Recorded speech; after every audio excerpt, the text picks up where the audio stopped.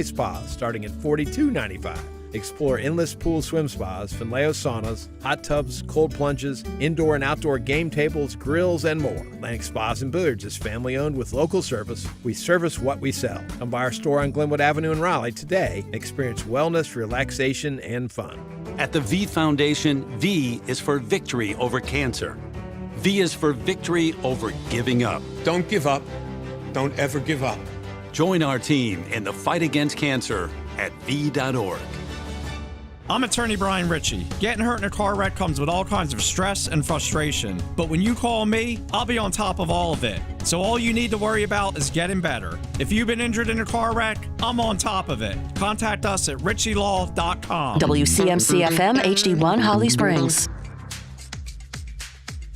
I mean, they play a heavy, hard game, but they can score. And that's what we have to, can't give them, like it was kind of two bad penalties we took really that we don't need to take that they end up scoring on.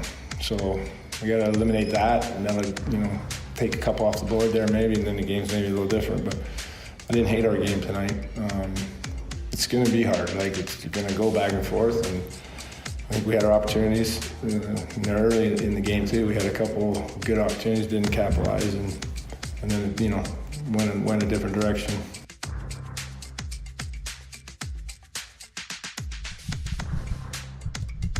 It's the Adam Gold Show. How is everybody? Are you awake? Sleepy. Well, everybody. The game just started at 8. Yeah. 8:12, but it wasn't a particularly long game. We were out of there. The game was over before 11. Mm-hmm. Right? The game was over probably at 10:40. I know. I feel like just coming off of a loss, though, it makes you sleepier. It's harder. It's harder. Well, Rod is right. It's going to be hard. Mm-hmm. It's the Eastern Conference Finals. You're going to have to get by on less sleep. Yeah. Hope everybody's well. I'm Adam Gold. This is Victoria. This is the Adam Gold Show. We are live on YouTube always, every day, all 3 hours on YouTube. You go to YouTube, just search Adam Gold Show or 99.9 The Fan. We're there. Either way.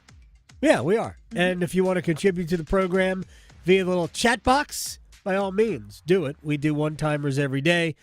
You can have your voice heard. Last week, we took phone calls. Oh, look at you go. Last Friday.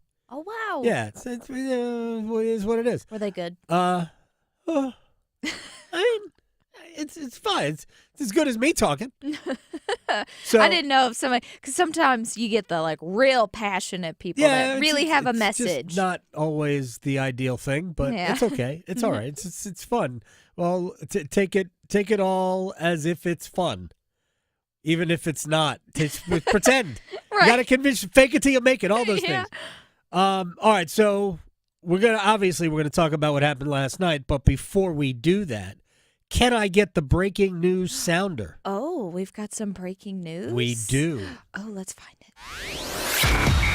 So, yesterday, we thought that the NFL was headed for a tush-push-free league. No. Not happening? No, they voted, and it did not get the required 24 votes. And so there will be tushes pushed in the NFL in 2025. Pushing tushes. There you go. Happy Hump Day!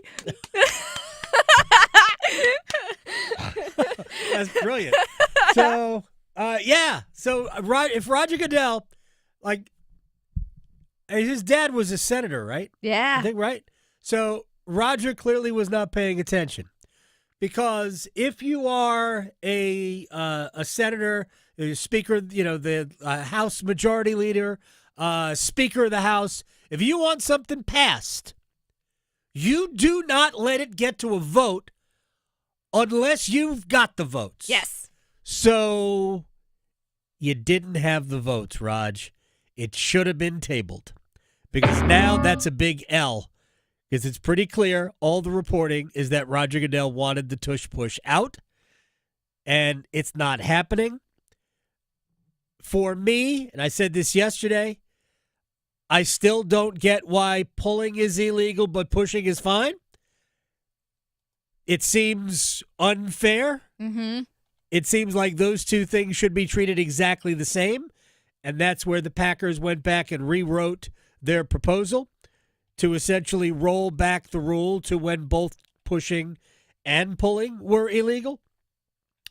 But that isn't what happened. They voted, and it'll stay in the game. And maybe it's because most teams also called BS on the whole notion of player safety. Right. Because it isn't about player safety. There's no data that suggests, nothing that the NFL has put forth. There's no data that suggests that the tush push is any more dangerous than a quarterback sneak. So, there you go. Our first breaking news of the week. Yeah. Is it? I have no idea. Maybe. All right, let's get rolling. All right, you'll hear from the head coach, Rod Brindamore, after last night's 5-2 loss to the Florida Panthers, Game 1, Eastern Conference Finals. The team is actually holding media availability now, so maybe there will be some clarification on whether or not, there's no practice today, whether or not Jalen Chatfield will draw into the lineup tomorrow. I think it's pretty obvious that they need Jalen Chatfield, big time. And we will discuss that as we move forward. But let's just start here because there's a lot of so many told you so's going on in NHL media. Let's just start here. This ain't New Jersey. No. This ain't Washington. No. These are the Florida Panthers, the defending champs, the reigning champs. Don't care what you call it. For 4 years, essentially, they've been the best team in the league. Who now have Brad Marchand. Right. I think that brings them back to where they were. Mm-hmm. I don't think they're better, although Marchand is playing at a very high level. But I would also point out that I don't think he impacted the game last night. Right? Here's the weird thing, because I might take a couple of minutes to get to where ultimately I'm going to go. In 22, Florida had the best record in the league. President's Trophy winner. Lost in the second round of the playoffs to Tampa that was more ready for playoff hockey. Florida retooled. Just a minor tweak. They sent, Jonathan Huberdeau, their leading scorer. Yep. To the Calgary Flames for Matthew Tkachuk. They sent Huberdeau and a very good defenseman in Mackenzie Weegar for Matthew Tkachuk. And it completely changed the way they played. Big time. They also changed head coaches. There's that. Paul Maurice. And we're very familiar with him. And Mo is a hard-nosed coach. Yes. So you take all of the skill that they had, now you add an ornery element in Matthew Tkachuk. They already had Sam Bennett. And some pieces on the blue line. And then you bring in a complete change of philosophy as a coach to a more defensive-oriented structure. You still have the skill. And now you have a team that, even though it took them a little while in 23, ultimately they ended up in the Stanley Cup Finals. They lost to Vegas in 5. The next year, we all saw what happened. Florida was the best team. Won the Stanley Cup. And until the injuries started to bother them, I said this all year. Florida's the best team. Florida's the best team. Florida's the best team. Then, is Tampa the best team? Well, they met in the first round. Florida schooled them. Florida is the best team. Not that Carolina can't beat them. I think they can. But you can't play an incomplete game and get away with it against the Panthers like you could against the Devils, like you could against the Capitals. The Hurricanes have to be better. All right, so because think about all the things that the Canes didn't do to Washington when they had opportunities. They didn't score. No. They could have scored a lot more against the Capitals and didn't. Right? But against Florida, you are going to have to be on top of your game to beat them. And George Richards, who covers the Panthers, wrote for their website, Florida Hockey Now. He wrote that Paul Maurice wasn't happy with Florida's game, and that should make Carolina worried. I'm paraphrasing. And I think that is true. Because not that Florida didn't play well.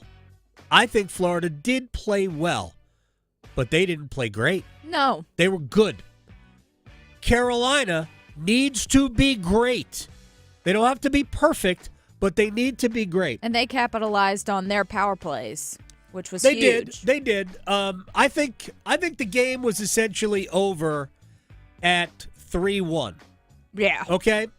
And not that Carolina had chances to eat into the lead and couldn't do it. But I think the game was essentially over at 3-1 because of this. And this is about Florida. A few years ago when Tampa was winning back-to-back cups, if you gave the Lightning a goal, that was enough. Oh, you want us to win the game 1-0? Fine, we can do that. We can choke the life out of the game. You'll never get a good look on Andrei Vasilevsky, and we're going to win the game 1-0. They could do that better than anybody. Florida is equipped to do that. I don't love Florida's defense, right? But I think as a team, Florida can protect the lead better than anybody I've seen in the league. You cannot get to them, right? And I thought last night Carolina just wasn't good enough offensively. They had chances early, right? Because I don't think the Canes were terrible. And it bothers me that this is the way we're going to be talking about it. But Carolina also wasn't great. I thought the Hurricanes' first 6 or so minutes were pretty good. In fact, Carolina had the first great scoring chance of the night. Aho and Jarvis on a 2-on-1 in which I begged Sebastian Aho to shoot the puck. Oh, gosh. So many opportunities. Nico Mikkola, the defenseman, who played a very good game last night, he was always going to play the pass to Jarvis. And everybody could see it. Mm-hmm. And Aho still passed the puck. Dude, you had 89 points last year. You had, in an admitted down year, almost a point a game this year. Shoot the puck. Yes. Total face palm. It was maddening right off the hop. With that said, I thought Aho played a pretty good game last night. He certainly wasn't a liability offensively for Carolina. Yeah, I know he didn't use his stick for the goal. He used his skate. So good break for Aho. But I actually thought he ended up with 6 shots on goal. He had 5 hits. He was involved in a positive way in the game. They just couldn't break through. And we can talk about Bobrovsky, and we ultimately will. But I thought that, and I've said this about sports for a long time, within a game, there are moments, and whichever team or whichever player grabs that moment, wins that moment, that adds up to winning the game.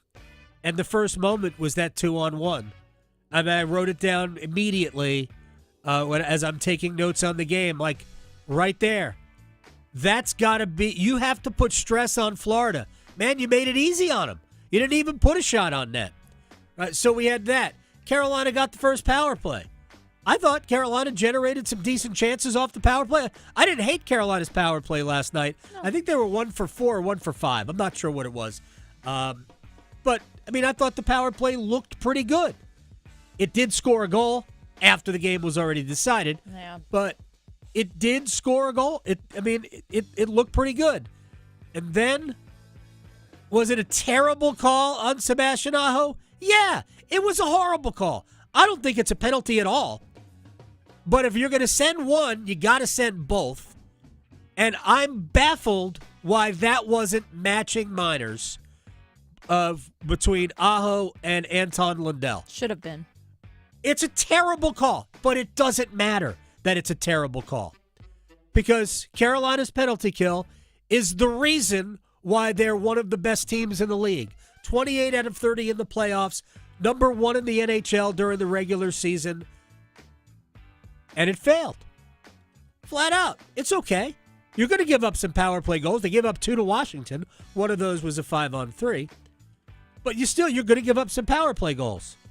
At that point, even though it was a great shot by Carter Verhaeghe, we need Freddie to come up with a save there. All right, doesn't happen. You're down 1. Then, over the next few minutes, that was all of a sudden. Florida woke up. Florida started controlling the play, and they get the second goal when Jordan Stahl turns it over behind the net. There was a play that led to that. It should not have even been a sequence, but Scott Morrow didn't do enough with the puck at the offensive blue line, and ultimately it comes the other way, and Stahl turns it over. Really, it's an unfortunate turnover. It looked like he just overskated the puck, and Florida scores. Yeah. Morrow also defensively in no man's land, caught in between. Either get out of the way and let Freddie see it, might not have mattered, or, hey, block a shot. Mm-mm. I mean, don't just stand in the way. Block a shot. Go down. We just watched Tom Wilson do it in the last series. How many times did Tom Wilson dive in front of pucks? So many. So, come on, Scott. I mean, you want to play in this league. Yeah. You want to play in the big games. That's a moment. That's a moment that you needed to seize. That's a moment you lost. And then at 3-1, the moment for me that was the game, because now Sergei Bobrovsky is in your head. He has no stick.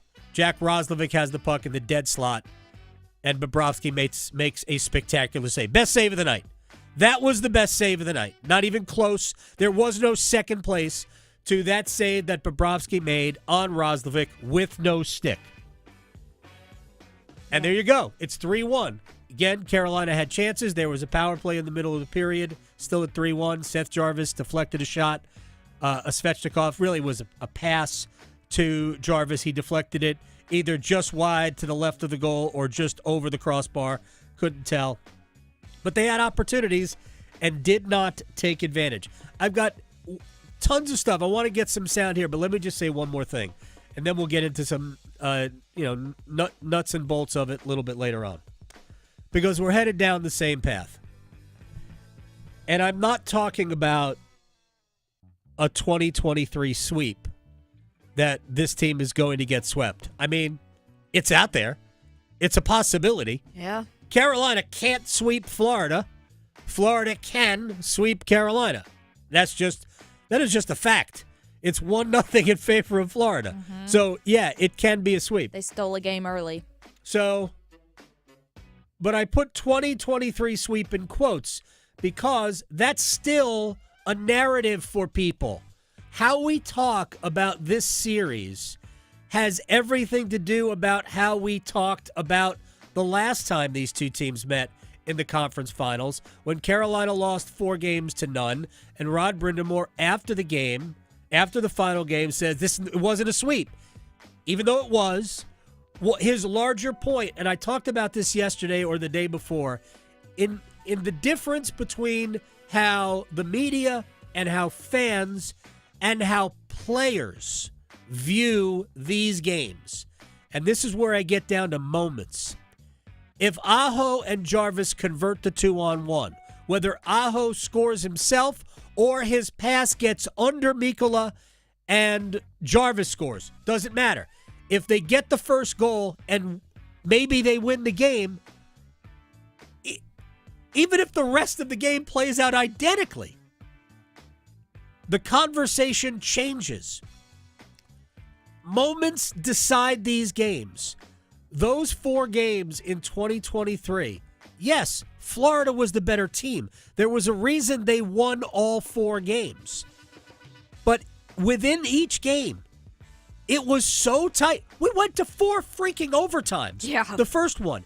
And Carolina had the best scoring chance in the first overtime. Seth Jarvis hit it off the crossbar with basically an open net. So that series, I'm not saying Florida wouldn't have won that series in 5 or 6 or 7. Doesn't matter. But it was a closer series than 4-0. Why that is such a foreign concept to the people who cover the games, I don't know. But the team also has to accept the fact that you did get swept. And there was a reason. Florida was the better team, no matter how close the games were. Last night, this is what we're reading. Panthers dominate. Panthers crush Carolina. No. Final score, yeah. Right? But, it's funny because everybody fell in love with Carolina because of, the shot tables and the expected goals. This is why we love Carolina. This is why for years they thought Carolina was going to be good. So what is it? The bottom line is Florida was better. Carolina didn't make Florida have to be better than they were. So Florida basically won the game in second gear. And if you're the Hurricanes, that should bother you because you didn't impose your will on them. I don't know that Florida imposed their will on Carolina, but they were able to cash in their chances when Carolina didn't. In terms of really good scoring chances, the Hurricanes had more of those than Florida did. Florida just converted 5. 5 out of, maybe 10. Maybe. Carolina had a lot more than 10. So, how we talk about this series, the reality is for the players in that locker room, for Rod Brindamore, everybody, we're going to talk to Tripp Tracy in 10 minutes. All of the narratives, they keep getting brought back up. So we can't pretend that what happened 2 years ago is immaterial, because it isn't now.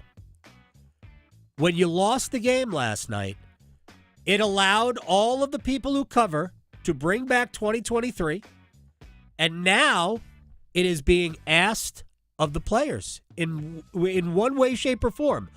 I'm not sure that anybody is asking, so why is it that you guys can't win an Eastern Conference Finals game ever? I'm not saying it's asked like that, but that is the narrative.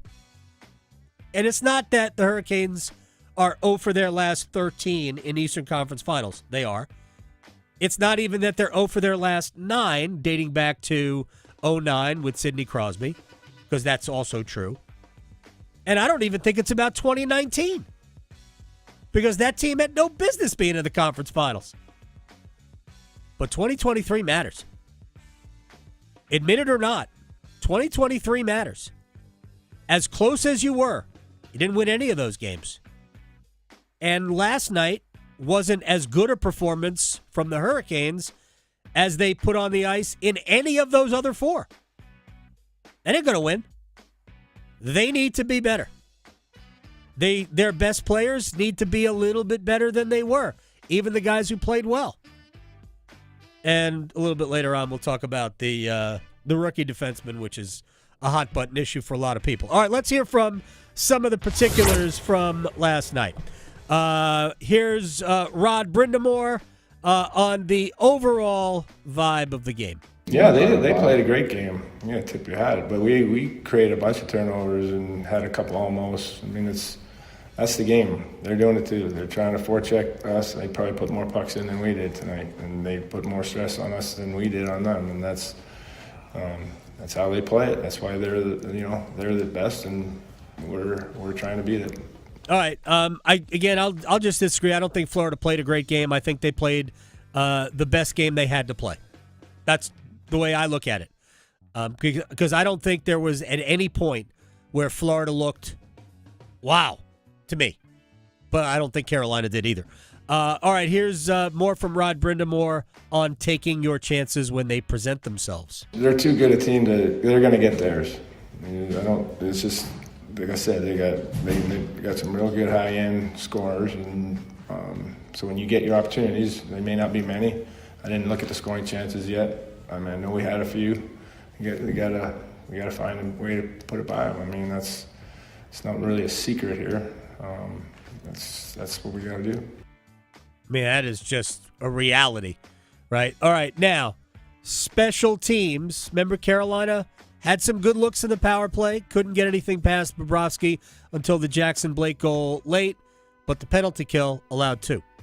they got the 2 power play goals. I think that's really the difference in the game. I think, you got to kill those. You got to give them credit. I mean, they get a chance, it's in the net.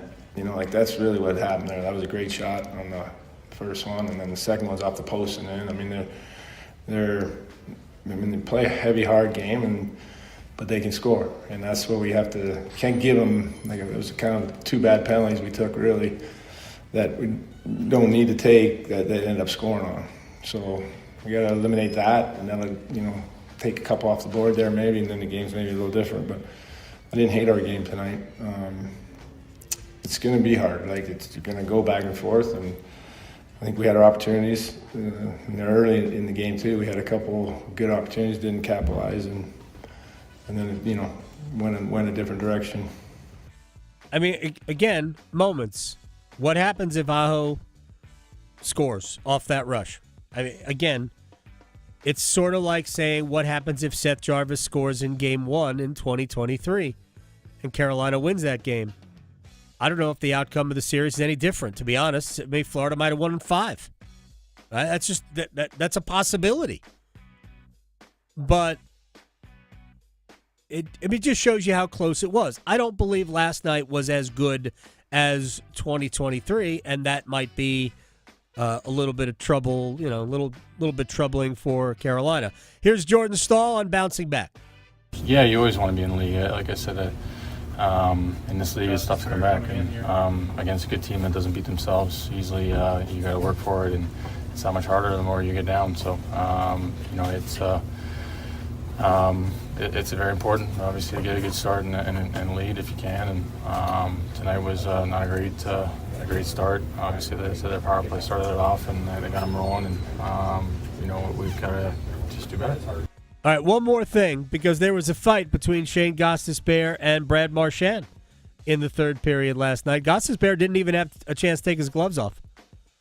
No. Marchand got 4 minutes roughing, a double roughing minor, and then I guess a game misconduct or a 10-minute misconduct, whatever it was.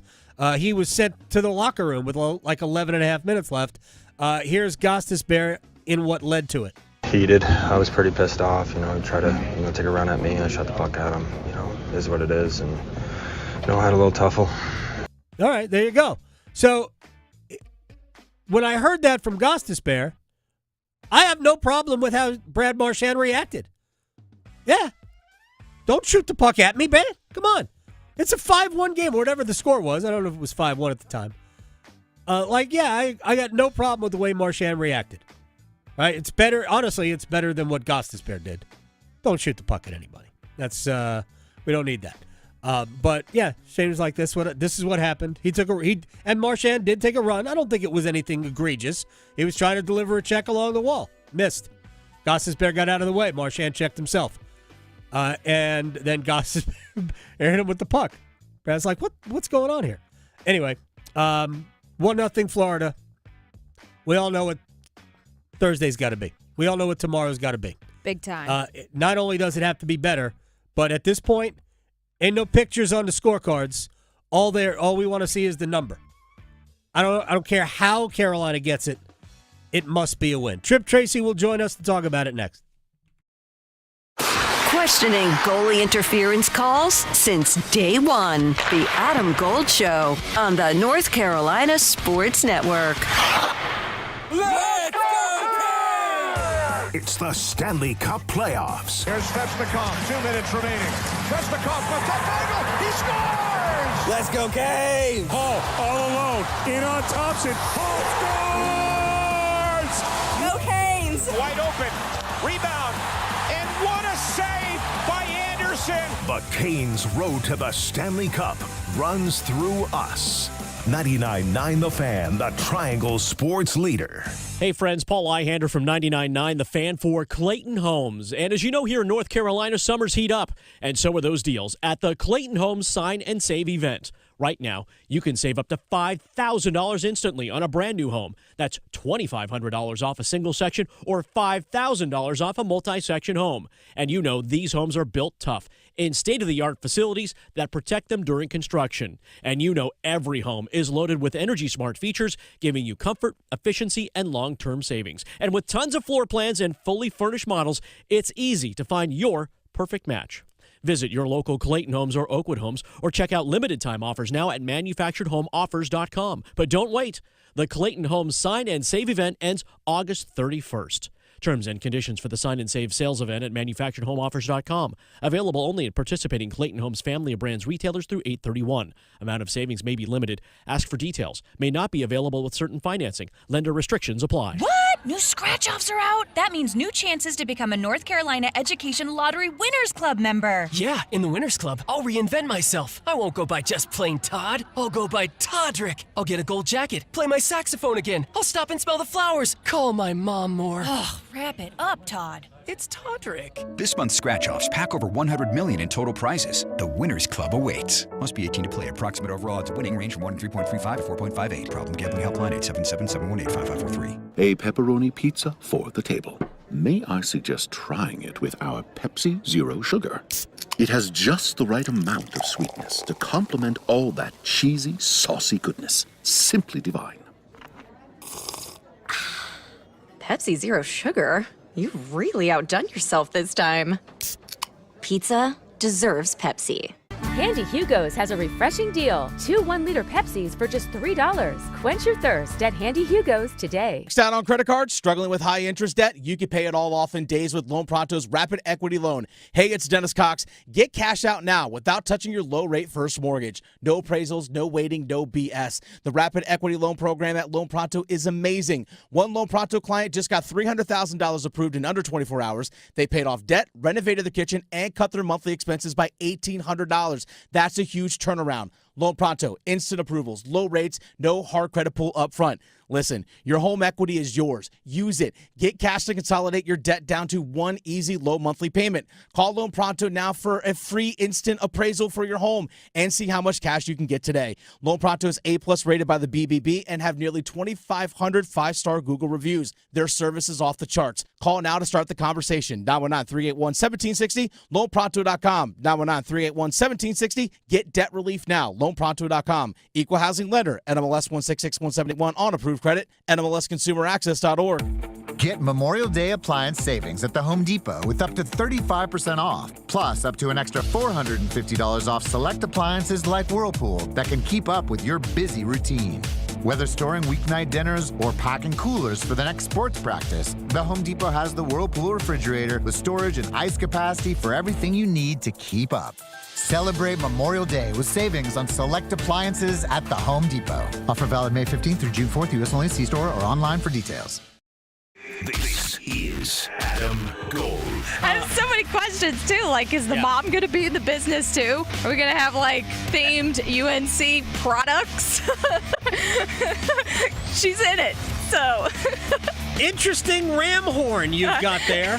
Yeah. The Adam Gold Show. It's the Adam Gold Show. I am Adam Gold. Victoria on the ones and twos. Bringing in now the radio analyst of your Carolina Hurricanes, my friend Tripp Tracy. All right, as you drove home last night, got your Uber Eats, and settled in and drifted off to sleep, what were your post in the moment takeaways from game one? They were that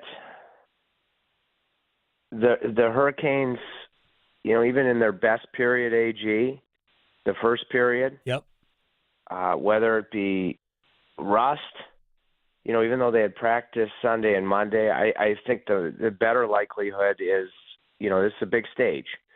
And there was no problem whatsoever with the energy, the intensity.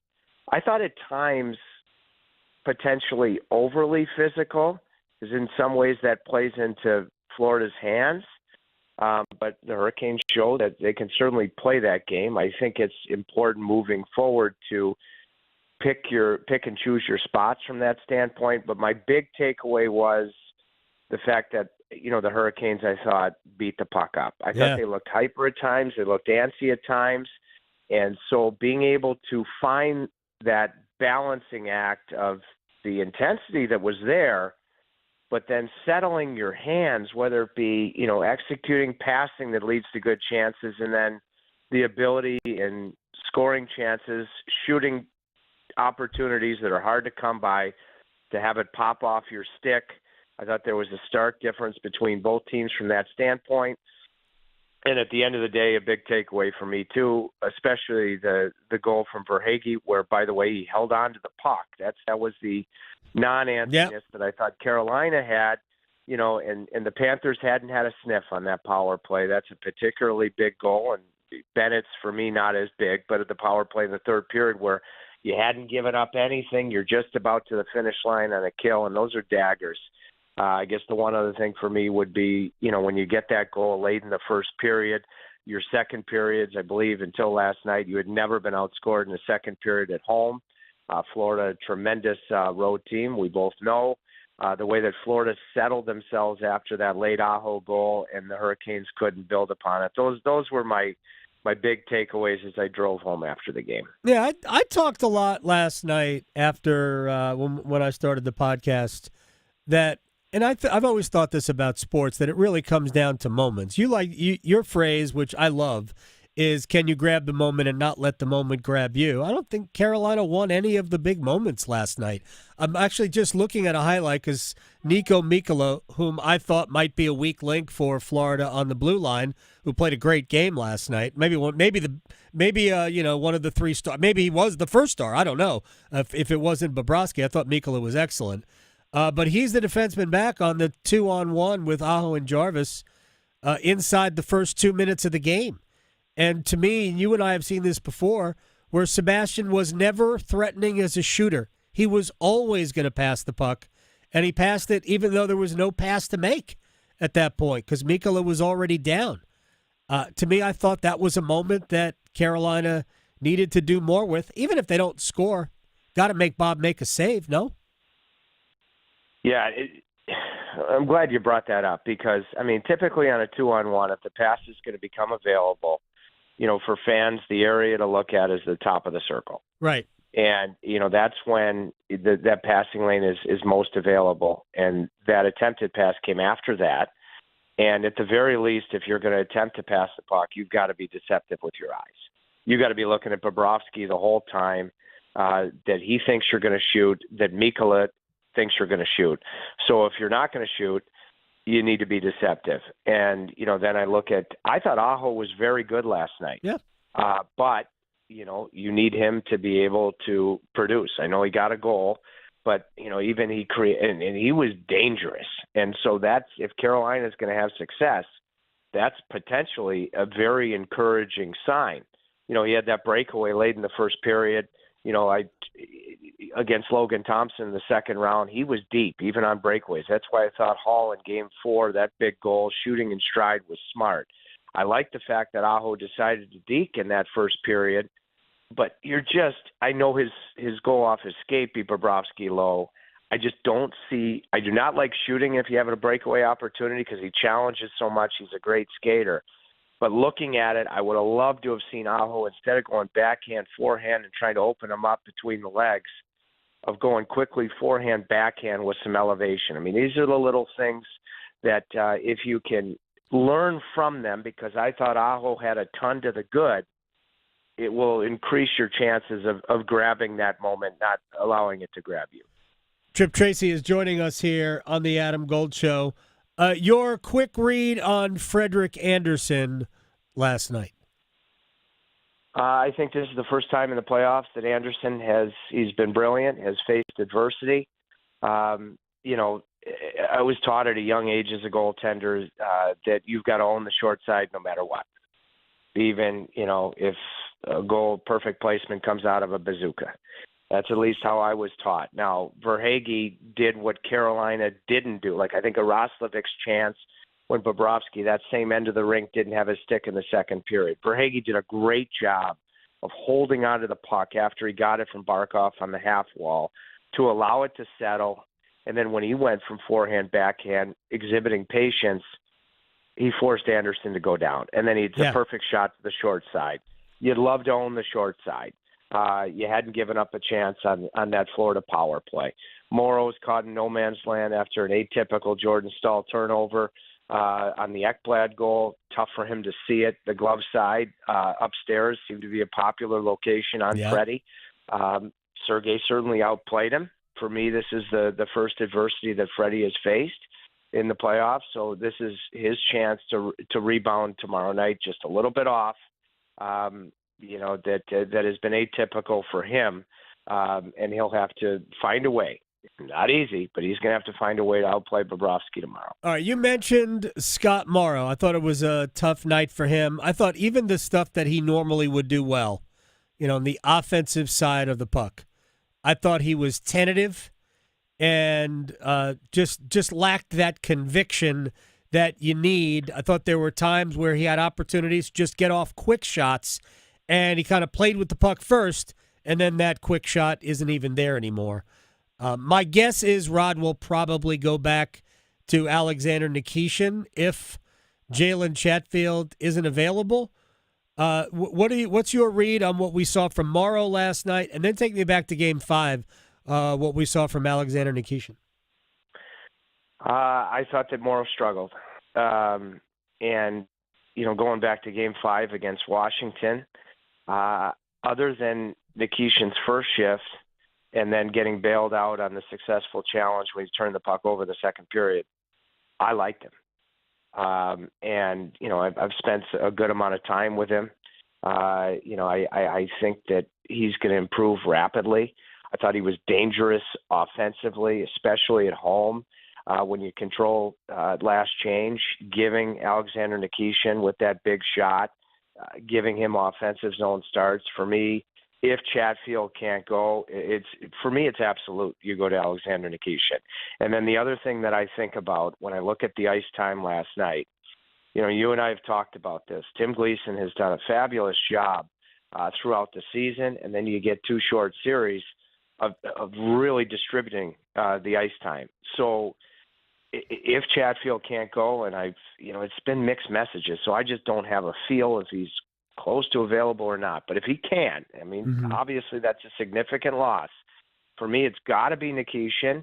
You see where he's at, and if the moment is a little big, and I've got belief in this kid, I do. But you gauge that, and if you need to use 5 defensemen, you bump up Slavin's minutes in particular. He is capable of more. You're well rested with 2 short series. If for whatever reason you're in a spot where you've got to lean on 5 guys, you can do it. And you can increase those minutes. You prepared for it by the way you've distributed the ice time this entire season and with the 2 short series in the postseason.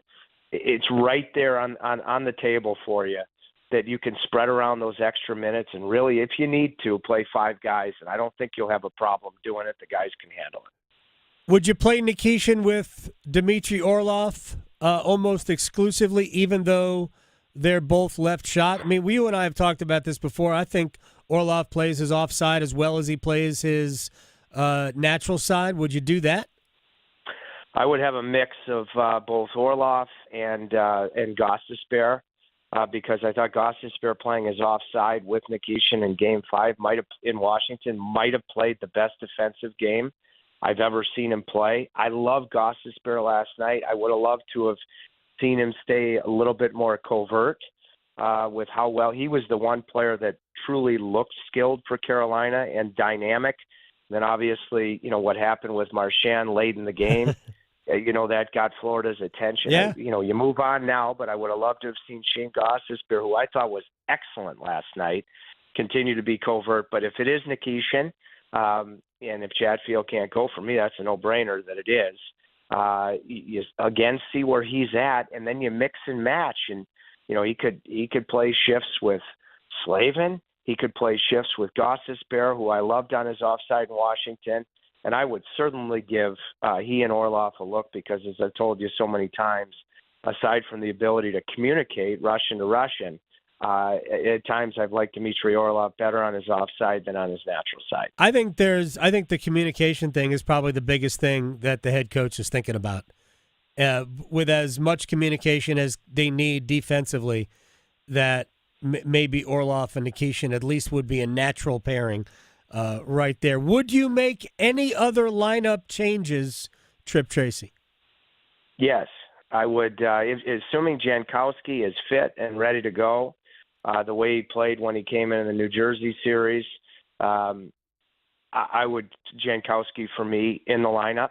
And, you'd have a couple of decisions to make when you look at however you number them, your third and fourth line centers.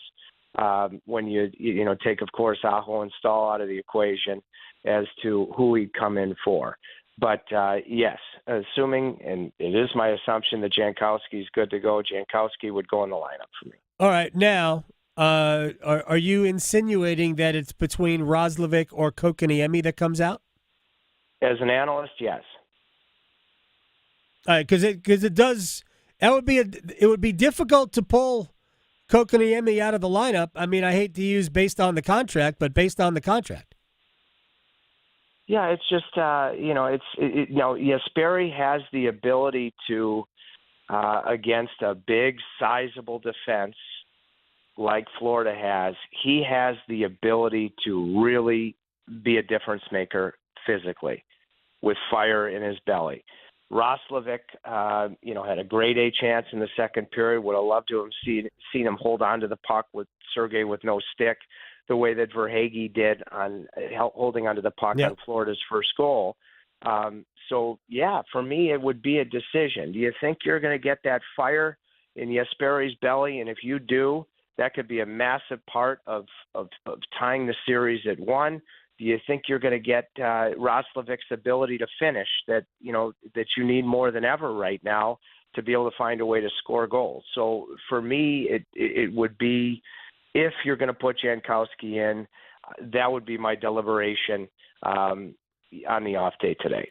Tripp Tracy, enjoy your off day, and I will see you tomorrow afternoon at Lenovo Center. You got it, AG. Love you. All right, man. Take care. Tripp Tracy here on the Adam Gold Show. That would be, I'm not saying it's a bold move, because Jesperi Kotkaniemi is still, at this point now, 7 years into his career, is still kind of, when is it going to happen on a regular basis?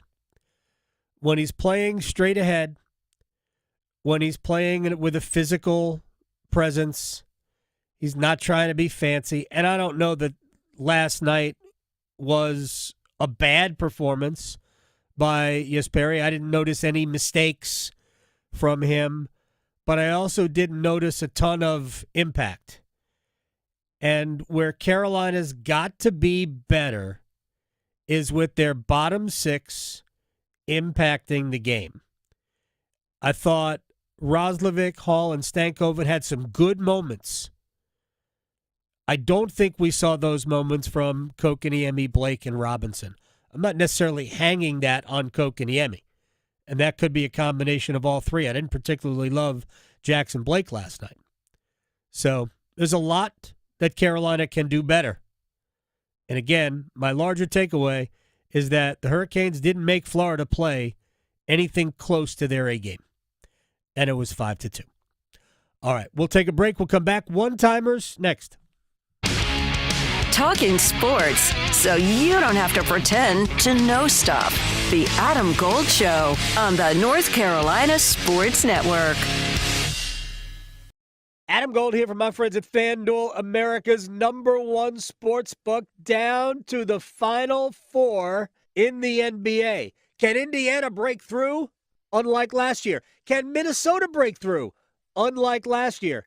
Only one place to enhance your NBA conference final viewing. FanDuel, America's #1 sports book. New customers, $200 to you in bonus bets, guaranteed when you place your first $5 wager. Doesn't even matter if you win it.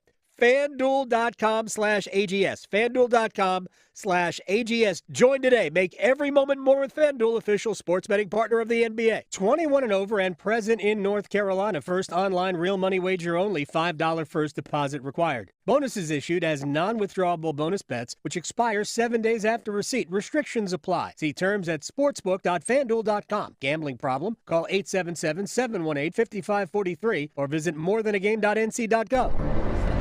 It's not about the cars, the speed, the action. It's not about the party or the long weekend. It's about them, the ones that gave everything. This Memorial Day weekend, we honor the fallen at America's Home for Racing. The 66th running of the Coca-Cola 600.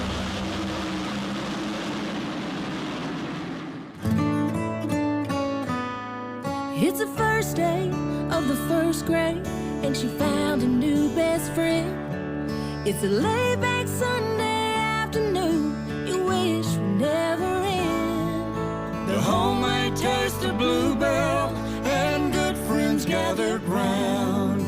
The good old days are being made right now. Bluebell Groom's Cake Ice Cream is renewing its vows on the frozen aisle. Milk chocolate ice cream with chocolate cake pieces, chocolate-coated strawberry hearts, swirls of strawberry sauce, and chocolate icing. See you at the reception. The good old days are being made right now. The good old days are being made right now. Look for Bluebell ice cream at your local grocer and pick up your favorite flavor today. Have you ever heard of paramedics who don't just respond to emergencies, but work to prevent them? The North Carolina Healthcare Association invites you to listen to this month's podcast, Conversations on the State of Healthcare.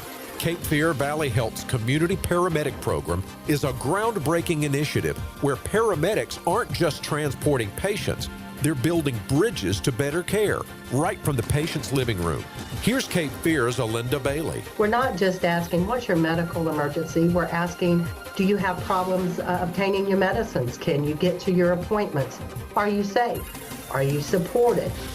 We try to identify not only the medical needs, the mental health needs, but also the social determinants that play a factor in the care of our patients and clients. Join our latest Conversations on the State of Healthcare wherever you listen to your favorite podcast. And learn more by visiting nchealthcare.org. Imagine a school where you can study AI and Ancient Egypt, become a National Honor Student, join a cooking club, or code the next big video game, and do it all in a comfortable space. Your own home. Welcome to NC Cyber Academy, a K-12 tuition-free virtual charter school that provides you with a flexible, personalized education designed to prepare you for college and a career. Visit myncca.com and discover a learning experience that works for you, your family, and your future. This is Adam Gold. While I'm watching Colombia-Uruguay, not only the end of that match, but the fight in the stands after it. Yeah. Whoa. Heard it got spicy. That was the most excited fans we have seen in 5 years at Bank of America Stadium. Man, look at all the happy people at Bank of America. Just took the other kind of football. Yeah, there you go. More of that. The Adam Gold Show.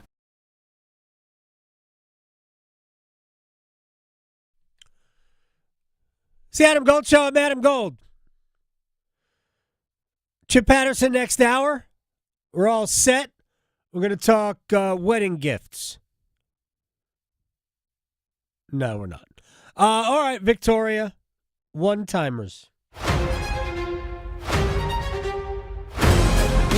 All right, well, as you could guess, lots of Canes talk in the YouTube stream, which makes a lot of sense. But let's see, we'll start with Robert. So what are we missing to finish our chances, our being Canes? Missing the goalie. Miss the goalie. Miss the goalie, but don't miss the net.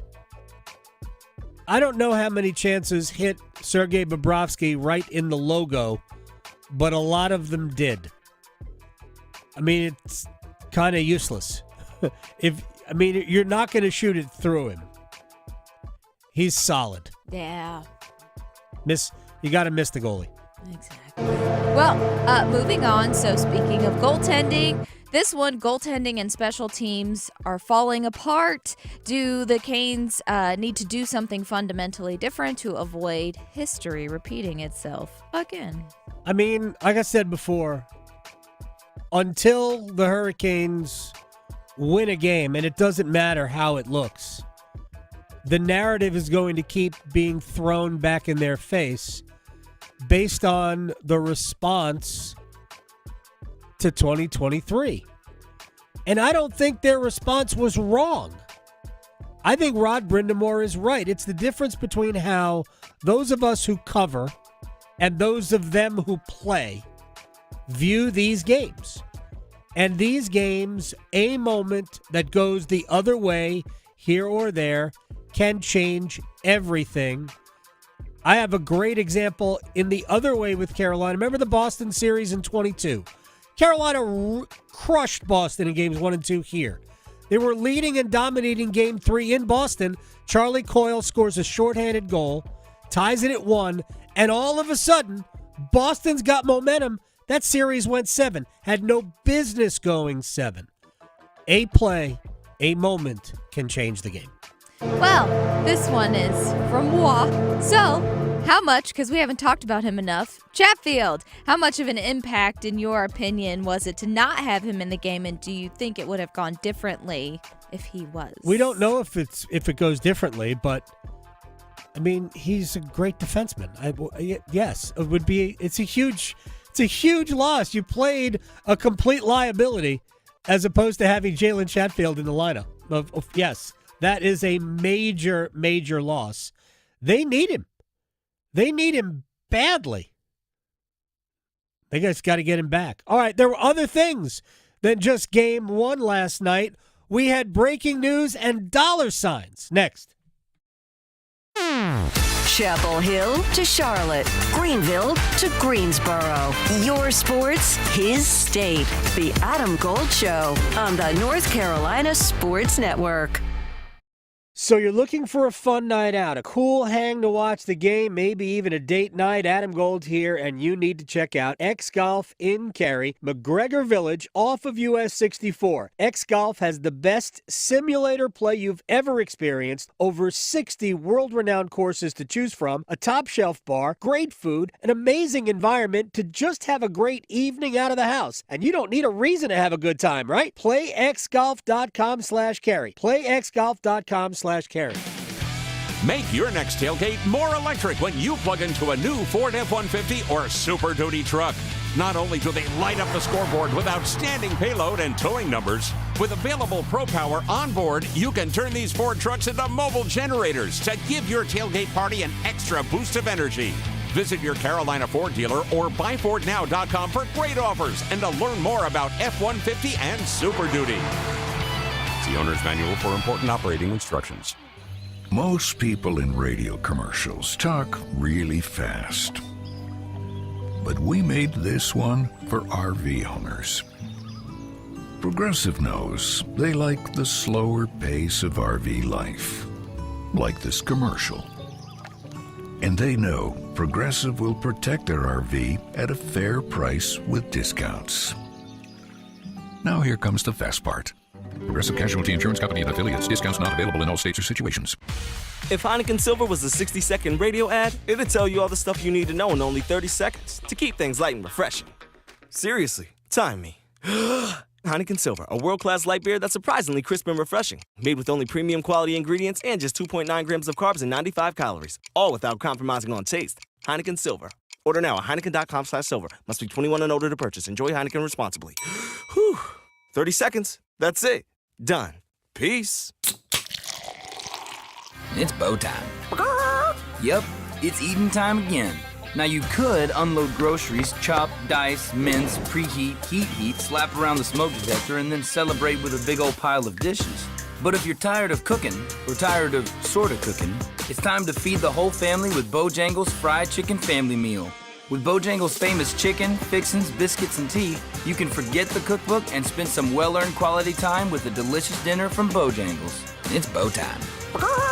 There's no time like bow time. Time to stop whatever you're doing for some of that bodacious Bojangles flavor. Satisfy your craving for flavor and your passion for boneless chicken with Bojangles 4-piece Supremes Dinner. 4 perfectly seasoned, Cajun-fried, whole breast tenderloin fillets. Choice of fixin', a made-from-scratch buttermilk biscuit, and Bojangles legendary iced tea.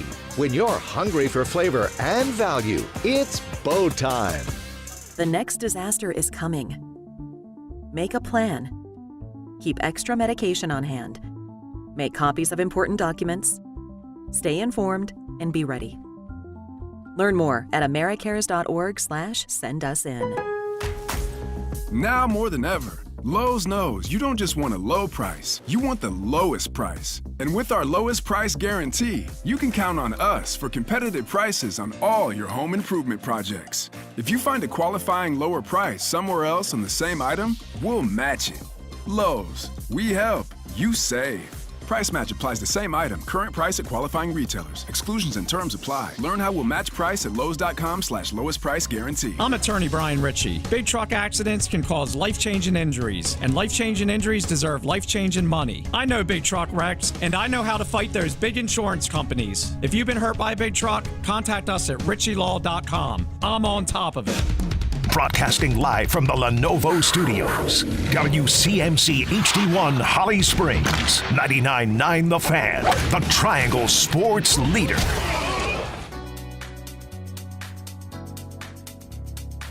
You're listening to the Adam Gold Show on the North Carolina Sports Network. I think for us, we just got to, stick to it. It's right there. You could really see it. So, for us, just, definitely take some pauses. We had our chances. Bob played really well. And, like I said, a couple more bounces, it could have been a different game. It's really hard to chase these games in this time of year. It's Adam Gold Show. I am Adam Gold. It was Shane Gossesbear from last night. Hurricanes just kind of wrapped up media availability today. We'll try to bring you some more from what happened today later on.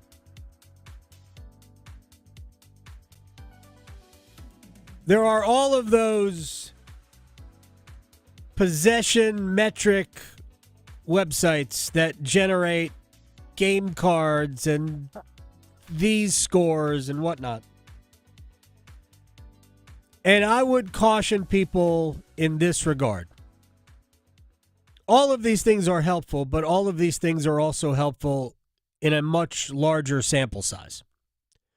Because here's what just based on the website Natural Stat Trick from last night, just based on what happened last night, you take all situations. According to this, Carolina should have won the game 3-2. Is there anybody out there who thought that the Hurricanes were better than Florida last night? Anybody? If the answer is yes, okay, fine. But the answer is no. The Panthers were the better team. So, over the long haul, all of these things are good. Very useful. But there are always games where I watch and I go, all right, this is what I saw. And then I look at this website and go, what the heck were they watching? How did they come up with that? I feel Tripp. I think Sebastian Aho, Seth Jarvis, and Andrei Svechnikov were good last night. I don't think they were great last night. I thought they were good. But according to the website, they were really good. And I didn't see it that way. I thought they were good. Them and probably Stahl, Carrier, Martinook, maybe Carolina's most effective lines offensively. I thought Roslovic, Hall, and Stankoven had good moments, but they don't look good on the shot chart. They don't. And therein lies the problem of putting too much of your faith in that. Although in terms of shot attempts, Hall, Roslovic, and Stankoven were really good. Aho, Jarvis, and Svechnikov weren't, but in terms of scoring chances, they were Carolina's best line. So anyway, I'm confused by I understand they are there to be a help, to be an aid. But much like if you are an investor, why you shouldn't look at your 401k every day. Don't do that. Investing is a long-term deal.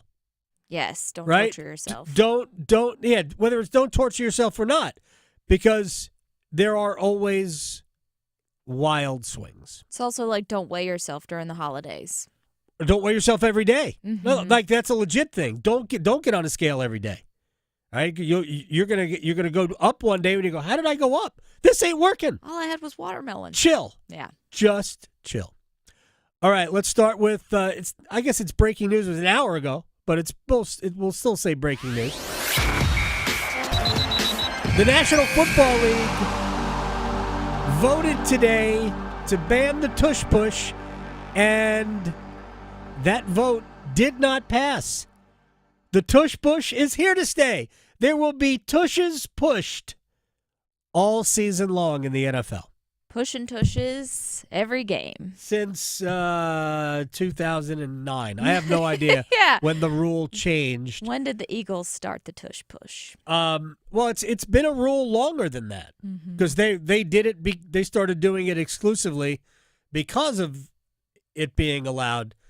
I don't know when the rule was changed. Ultimately, Green Bay, who introduced the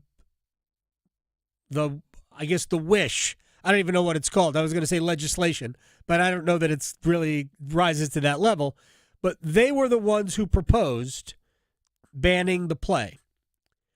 And Roger Goodell, by all accounts, supports banning the play to the point where they even created this narrative that it was a player safety issue. I'd be on board with that if you were also interested in banning the quarterback sneak, but you don't appear to be interested in banning that. And I frankly don't really see the difference. They're both, potentially dangerous plays, but so is every football play. So it's not a player safety issue. I do think teams wanted it banned because the Eagles are great at it. They are.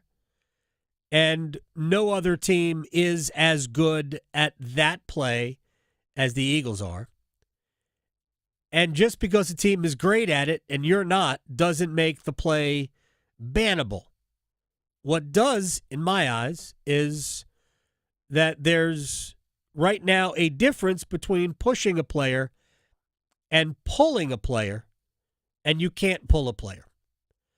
I can't have somebody in the backfield and then get a player in front of him and grab his jersey and drag him forward. I can't do that. It's an illegal play. I also can't lift him and carry him. I can't lift him and throw him across the line of scrimmage. I can't do any of that. Those are illegal plays. I don't see the difference. And I think the Packers eventually got to that, but I still think the NFL was arguing it as a player safety issue, and I think everybody went, "Ha, that's funny." No. At least the teams that voted against it. So it didn't pass, which means that we will have that play for at least one more year. All right, so one more thing, and then we might break actually here. The Atlantic Coast Conference, in the most recent year where this information is available, which is the 23-24 season, distributed a league record $45 million per school. That's great until you compare it to the SEC, the Big Ten, in which case, I don't know what their numbers were, probably close to 80 for the last year, maybe not quite that much. But still, $45 million per school, that's good. That number will almost certainly get higher for this year. I don't know how much higher. Maybe that number will go to $50 million per school this upcoming year. But we'll already be through with the next season when we get the figures from this season. So, things are moving in the positive direction. Of course, the SEC and the Big Ten are about to see massive jumps to the point where they're going to be pretty close to $100 million. And $45 million still leaves you way short. Now, this is also the last year, 24-25 is probably the last year of the equally shared revenue in the ACC. So eventually we're going to have, certain things, certain thresholds met, and certain schools will get more. It'll be about popularity on TV, which can be gamed if the league so wishes or if the networks so wish. But let's hope that everything is kind of level in that regard. So it has to do with that. It has to do with on-field success. It has to do with some other factors. But ultimately, the most important schools to the league are going to get the most money out of the system. And the schools that are down the pecking order will get what's left. That isn't to say that there's going to be a massive gap, but I think we'll probably end up with something in the lines of a $20 million gap between the teams at the very top and the teams at the bottom. Maybe that's too much of a gap in terms of what will actually happen. I don't know. I'm just sort of ballparking it. But I know who might have an answer. Chip Patterson might have an answer to that question. On top of that, we are going to talk ACC quarterbacks and wedding gifts with Chip Patterson. Next. Talking sports so you don't have to pretend to know stuff. The Adam Gold Show on the North Carolina Sports Network. Let's go! It's the Stanley Cup playoffs. Here's Svechnikov, 2 minutes remaining. Svechnikov for angle, he scores! Let's go, Cave! Hall all alone, in on Thompson. Hall scores! Go Canes! Wide open, rebound, and what a save by Anderson! The Canes' road to the Stanley Cup runs through us. 99.9 The Fan, the Triangle sports leader. Hey, it's Adam Gold from my friend Gordon Miller, Miller Lending, Kildare Farm Road in Cary, a man who several years ago, because I can't do the math, it happened in 1987, invented the no closing cost mortgage, figuring homeowners could probably use to keep thousands of dollars of their own money in their accounts and put it towards things that they need. Especially if you're a first-time home buyer, there's a lot of stuff you're going to need, and $4,000, $5,000, $6,000, depending on the size of your home loan, that'll come in handy. If you give it to the bank, all you're really getting out of it is $50 a month less on your mortgage payment. That's all well and good, but are you willing to pay $5,000 to save $50 a month? And frankly, the math doesn't add up, because what you're betting on is that the rates will not drop over an 8-year period. That's the break-even point. Miller Lending on Kildare Farm Road in Cary. Don't ever pay closing costs. They are an equal housing lender. NMLS ID 250-2146. Hi, I'm Marcy Bailey. And at Bailey's Fine Jewelry, we understand your concerns when it comes to buying an engagement ring. Am I paying too much? Am I getting a quality diamond? Will she love the ring? Rest assured, we prioritize your happiness as much as the exquisite diamonds we offer. That's why we provide unparalleled guarantees to give you peace of mind. First of all, we offer an incredible 30-day money-back guarantee. Secondly, with our unique 100-day price protection, we promise you'll get the best price, quality, and value. But if you find a better offer, we'll match it and give you 10% of the difference. But we don't stop there. We also offer an unprecedented lifetime diamond guarantee. It's our way of giving you confidence throughout all of your cherished moments. We've been locally owned since 1948 and voted the best jeweler year after year. At Bailey's, we're not just selling jewelry. We're providing a legacy of trust. We invite you to shop with us and experience the difference. A pepperoni pizza for the table. May I suggest trying it with our Pepsi Zero Sugar? It has just the right amount of sweetness to complement all that cheesy, saucy goodness. Simply divine. Pepsi Zero Sugar? You've really outdone yourself this time. Pizza deserves Pepsi. Handy Hugo's has a refreshing deal. 2 1-liter Pepsis for just $3. Quench your thirst at Handy Hugo's today. If you need to hire, you know it takes time. Well, what if you could meet with qualified candidates the very next day? Now you can with Zip Intro from ZipRecruiter. You simply pick a time and it does all the work of finding and scheduling qualified candidates for you.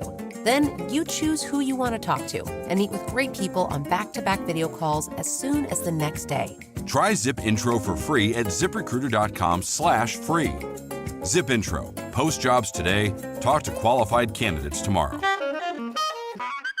Oh, tasty high note. Oh, hi, don't mind me. I'm practicing my new baritone sax. I just heard PayPal's paying for people's stuff every day for 100 days, and there's 10 million up for grabs. All you have to do is use PayPal checkout online.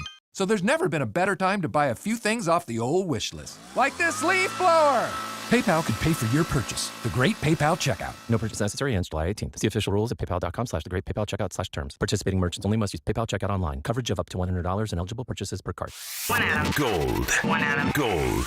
I'm really excited about next season, considering this was supposed to be a rebuild year. But with these new guys, like Bradley Nadeau, we've got Nikishin coming eventually. If we've got Hall still here, Jackson Blake, I mean, there's so much promise and potential. I'm super excited for that. Yeah, and just wait till the big kid gets ready to play. The Adam Gold Show.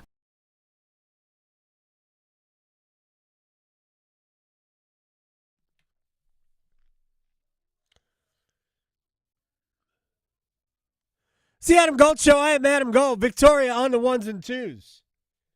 Let's change the mood. Real quick, it's only one game. You still got to win 4, right? It's a long series. It's not over yet. Theoretically. I mean, could be over Monday, but we're hoping it won't be. Chip Patterson, CBSSports.com, Cover 3 podcast, joins us on the Adam Gold Show. How are you, sir? Okay. You know, I declared last night the Game 7 of Game 1s. And now I think, and now I'm afraid this is the most must-win Game 2 in NHL Stanley Cup playoffs history. It's very possible. The most must-win Game 2 in the history of the postseason format. I think that's what we're staring down right here. It was sobering, just to because you're letting your mind drift. Like you're sitting there, you're like, oh wow, I'm gonna be at the beach with my family. Would I drive back for a cup game? I got reckless yesterday. I got unhinged. Even.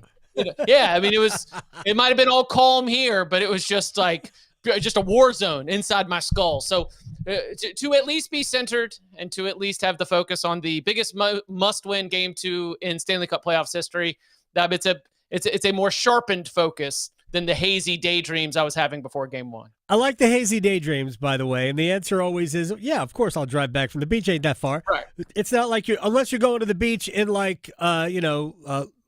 Mexico. In which case, I would not drive back. The decision was made. It was more game planning, explaining to my family the 24-hour absence that would happen between leaving at lunchtime one day and making it back for lunch the next day. Right. So my excuse for not driving back from Charlotte in 2006 was that it was essentially our honeymoon. Mm-hmm. That was my excuse, and never mind.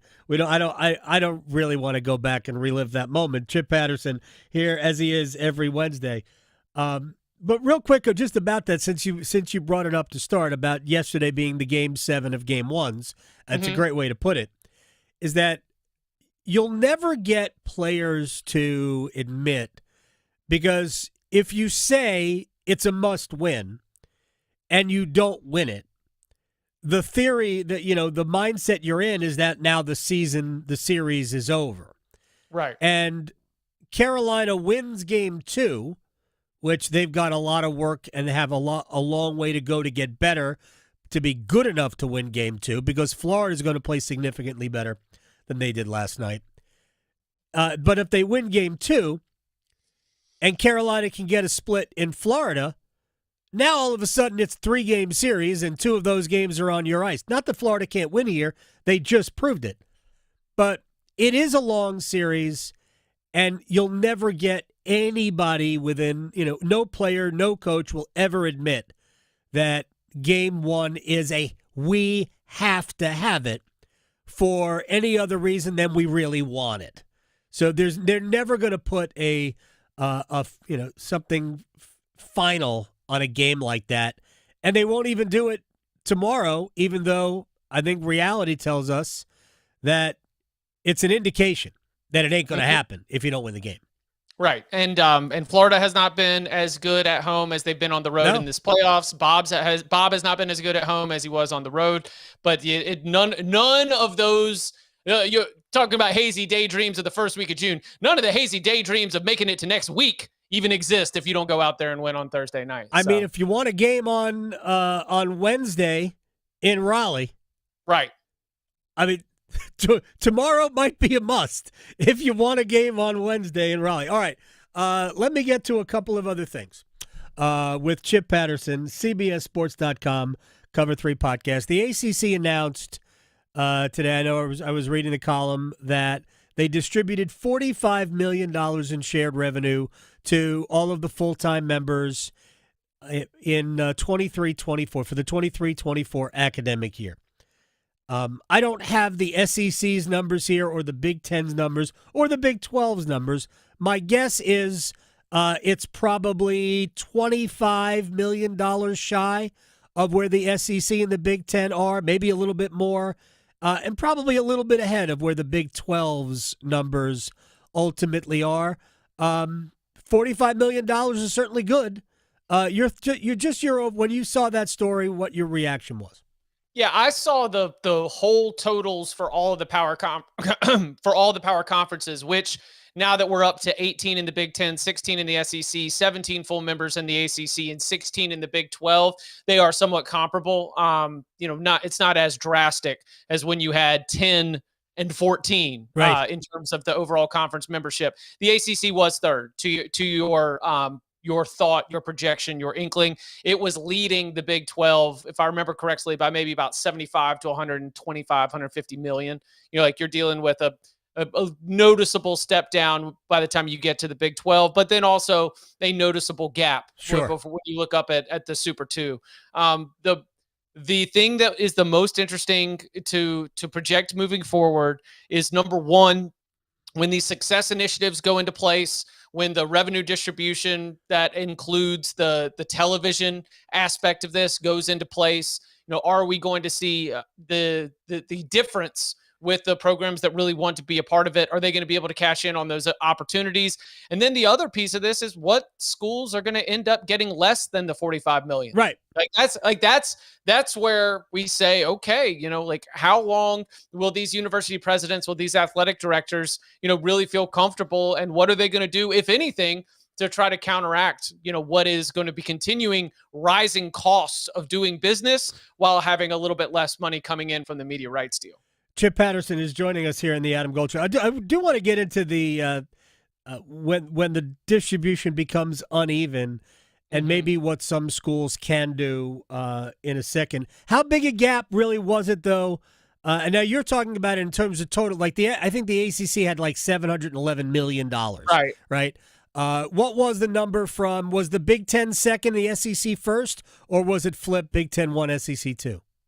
In the 23-24 fiscal year, Big Ten was at $928 million. That's 63.2 per school for the longest standing members, not the new additions from the Pac-12.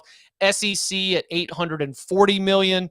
ACC, you just mentioned. And then, let's see, the Big 12 was less than that. Yeah. Less than that. That's all we need to know. Less than that. Yeah. And the SEC is at 16 members. The Big 10 is at 18. The Big 12 is at, I have no idea, 14? 16. 16. 16, and the ACC is at 411. So everybody's going to get about $1.5 million. Now, to the schools that are operating at the bottom versus a Florida State or a Clemson or, I guess, a North Carolina or a Miami, right, on that on the higher end of the spectrum. If you're, I don't know who's going to be get hit the hardest here. Let's just use BC. They're the favorite part of of these examples. If you're BC and your number drops from 45 to 37, I'm throwing a number out there. What are your alternatives before we get into ideas that would maybe help make that difference back up, what are your alternatives? I mean, isn't this the ultimate, where are you going to go? Nobody wants, nobody in the power leagues want you. You could go to No, look, I tell you where my mind goes is to Kevin Willard. To Kevin Willard complaining about how the University of Maryland wouldn't let him stay an extra night in New York City when he wanted to have some team bonding around the holidays in New York City because they said you can't do that. I mean, I'm sorry, but congratulations, Boston College. You learn to speak Greyhound, buddy. You know, like you want to talk about where $8 million goes and how you end up making that up. You don't run to another conference. You don't like what happens is that on very, very small levels, the financial department of these, financial office of these athletic departments is going to start cutting costs. And that's going to lead to more layovers in LaGuardia. Sure. You know, that's going to lead to, a little bit, maybe not as nice hotels when you are going on the road because the travel costs, that's the easiest place to do it. And so it's that's something might not get fixed in the locker room. You know, we might be waiting on maintenance to go take care of that water fountain. And that's the thing that's going to be, it's going to change a lot of things for these athletic departments. Again, those athletic directors, those university presidents, you're going to start to address the issues by cutting costs. Yeah. Then when the athlete experience is lessened because you are cutting costs, does that hurt your recruiting? And does that hurt your overall athlete well-being? How long are you willing to live with that? What are going to be the effects of that? We won't know that here in this 2025 or 2026 fiscal year. But when I think about the impacts of a school, again, apologies to Boston College, but you're just really easy for us to beat up on because you're way up there. I mean, I could have used Pitt or Syracuse in the same way. I mean, it's well, I mean, Boston, smaller school too. So I think that's what it will be. It will be the cost cutting that comes across the board for all the sports where the experience for the athletes is lessened, and they might claim revenue sharing. They might claim, the payouts, but it's just the way that $8 million in your example ends up, being made up for. Yeah, I mean, maybe there's ways they can mitigate it, but, obviously I think you're right. And I'm sure at some point we'll go, man, we had sloppy joes for 2 straight weeks on training table, right? the sirloin, somehow the sirloin and the salmon disappeared. And all of a sudden it was sloppy joe night again? I thought this was yesterday. We all of a sudden we don't have a up-to-date XOS system and a video scouting department. It's just Bill O'Brien actually cutting clips of film and taping them together and getting the projector out to be able to show them. Bay. That's fantastic. This is how we're going to end up defending the RPO next week, boys. Hold on. Oh, that's awesome. Chip Patterson, CBSSports.com, Cover 3 podcast. I think, did you guys have done quarterbacks around the country, right? Yeah, we had a robust discussion on today's show. A lot of conversation about the group of Big 12 quarterbacks going into the season. And then we were comparing it to the SEC quarterbacks, the Big 10 quarterbacks, and the ACC quarterbacks. And so, we have been sort of looking at, who's got there's a conference that's got the quarterbacks with the most, proven guys that are back, where even the transfers are guys with previous starting experience. You've got a conference where you've got higher rated players, that are projected to be really good, but still have yet to prove it. Obviously new starters at a lot of different positions, new transfers at a lot of different places as well. But we have been comparing the different conference quarterback outlooks. If we ranked ACC quarterbacks, Cade Klubnik would be 1 for you, correct? Yes, that is correct. Is number 2 Carson Beck, even though we really don't know what he's going to look like? I will not put Carson Beck in a top 5. Ooh, that's either good or bad. I don't know if that's good or bad yet, because there's a scenario where that's really bad because he's no good based on maybe injury or whatever.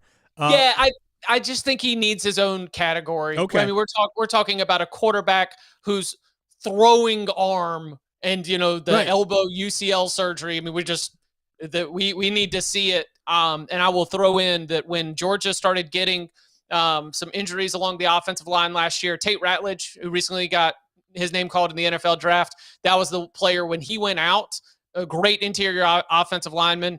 More teams are getting pressure on Beck, and Beck under pressure was straight up not good.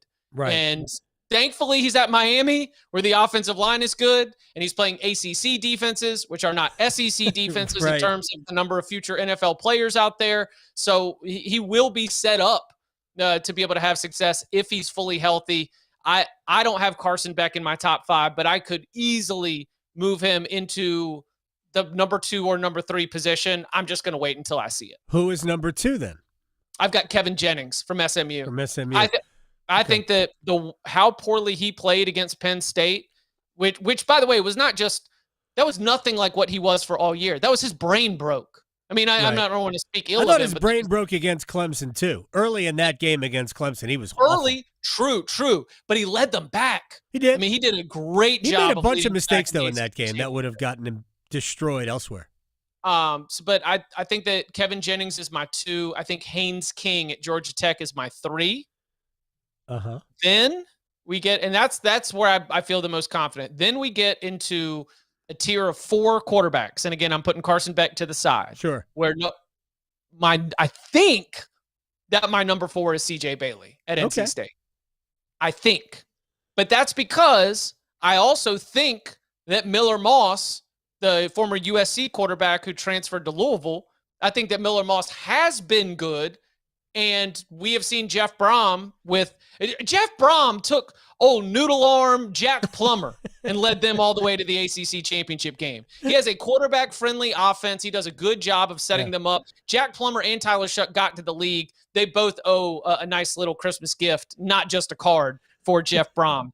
Kyron Drones, like a Miller Moss, has shown flashes throughout his Virginia career. Tech, yeah. But man, there's some not great stuff in there as well. And then the other one who I think is in this category, again, it would be, if I had to throw them in there, they would all be tied for 6th, but they are competing for spots number 4 and 5 on my power rankings. That would be Darian Mensah at Duke, who is very good at Tulane, but is getting a big step up in competition as he moves to the ACC. What do you think of Gio Lopez at UNC? I would put him ahead of Chandler Morris at UVA. I would put him ahead of Robbie Ashford or Deshaun Purdy at Wake Forest. I would put him ahead of Cal's quarterback situation, which still needs to get sorted out. I would put him ahead of Stanford's quarterback situation. But, I mean, I just mentioned UVA, Wake, Cal, and Stanford, the seemingly sort of bottom little chunk of the conference right there. Gio Lopez, very athletically gifted, and he and Fluff Bothwell, not in addition to being like an amazing name, he was a really good running back. That South Alabama ground game with mobile quarterback, good running back, Gio Lopez was very effective. I think that his addition to North Carolina maybe brought more clarity into what North Carolina's offense can be at its best, but I'm not ready to slot him ahead of Miller Moss, CJ Bailey, Darian Mensah, Kyron Drones. Are there any incoming freshmen that excite you at all for the ACC in terms of the quarterbacks? No. Yeah. That's a problem. You should probably have some of those every year. In a conference with 72 teams, you should probably have some good incoming freshmen. Florida State is in a position where by the way, no Florida State quarterback makes the. We haven't talked about a Florida State quarterback yet, have we? Thomas Castellanos. I didn't mention from Boston College. I didn't mention Grayson James, who took his job at Boston College. Remember, Castellanos was benched after 9 games, left the team before the end of the season. Don't love that. His skill set and new offensive coordinator Gus Malzahn. Yes, remember Gus Malzahn is now the OC at Florida State. That seems to be a good scheme fit, when you think about all the mobile quarterbacks and Thomas Castellanos' playmaking ability. But Florida State is a good example because Mike Norvell's under so much pressure to win right now that he probably hurt his quarterback recruiting with hiring Malzahn and bringing in Castellanos. That is such a quick fix to your offense. That is not developing, big time players for the future. Florida State has not had a big time quarterback recruit come into the program, develop in the program, and be really good since Jameis. And so that's a That's a long time ago. That's a decade. Yeah. That is a long time. This reminds me of like really what ultimately doomed the Bobby Bowden era, right? They went, and it wasn't like they had great quarterbacks. It wasn't like they were cranking out first round draft picks because they really never had them. But they always had good quarterbacks. I mean, Danny Canales, ACC Player of the Year. Do you know Danny Canales well, don't you? Yes, I do. Yeah. Part of the Cover 3 podcast, Super Friends. But, Canales was, one of the best Florida State quarterbacks of the last quarter century. But it's when they went to, try to remember his name, who started for all 4 years and was never any good. Even Drew Weatherford was part of that run of quarterbacks that just couldn't quite get it done. But they were better with like the Peter Tom Willises of the world and those guys who played just 1 or 2 years. But they just kind of stayed and developed. You just don't see that anymore. It'd be good if Florida State or any of these schools would be bringing in quarterbacks to develop, like what Texas did. Arch Manning kind of hung around for a year. He played This will be Arch's 3rd year of college football. That doesn't happen anywhere else. Yeah, first year as a starter. That's incredible to me.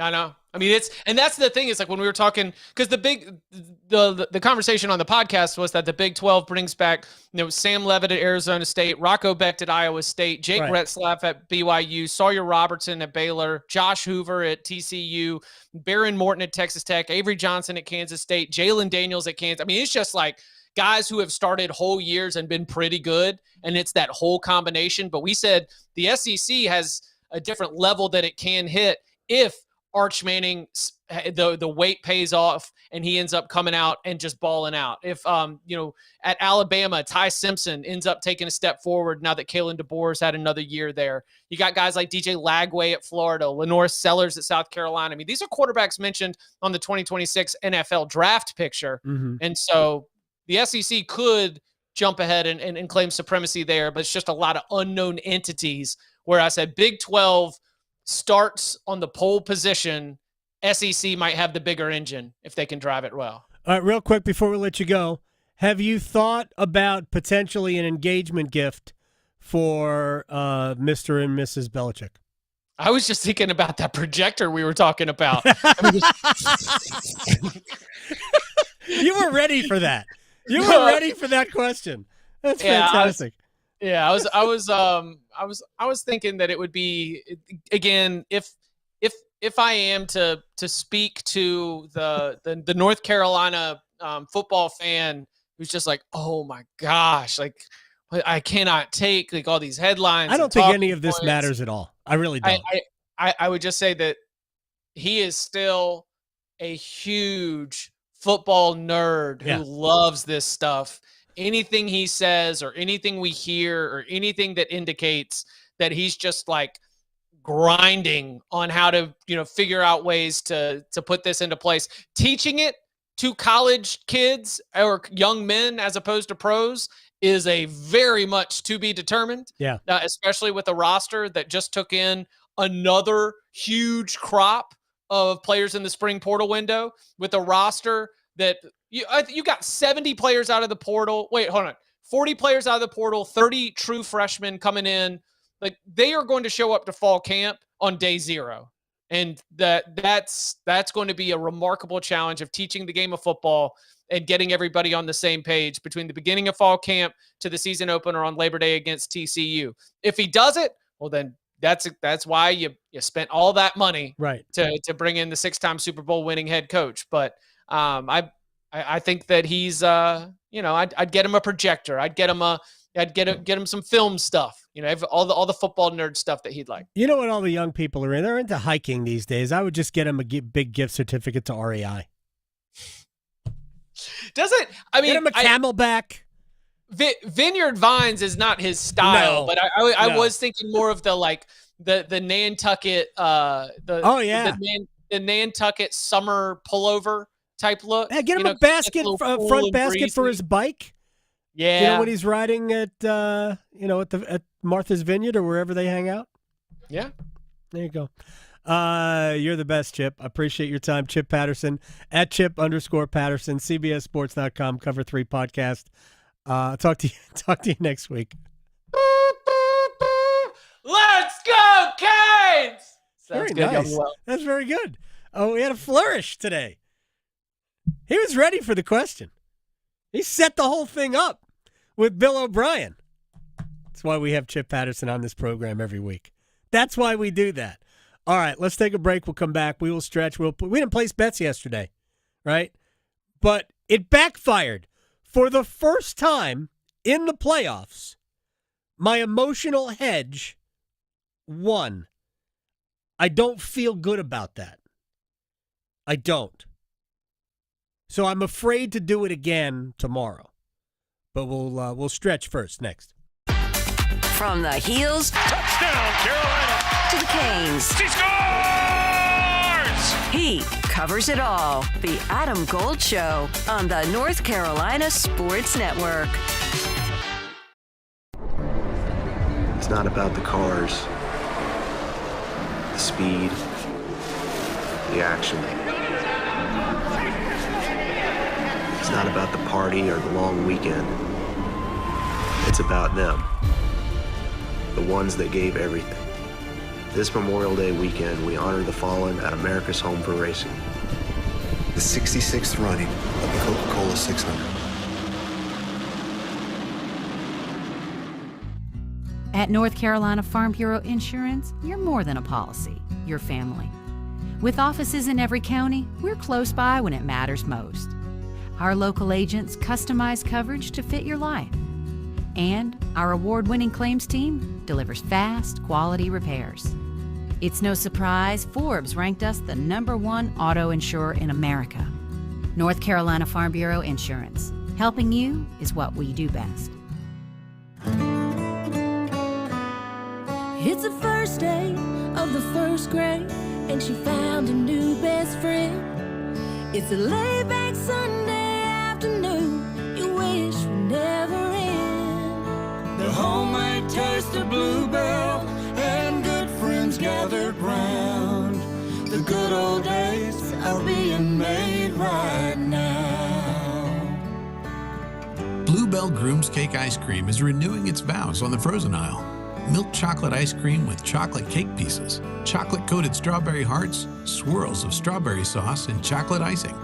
See you at the reception. The good old days are being made right now.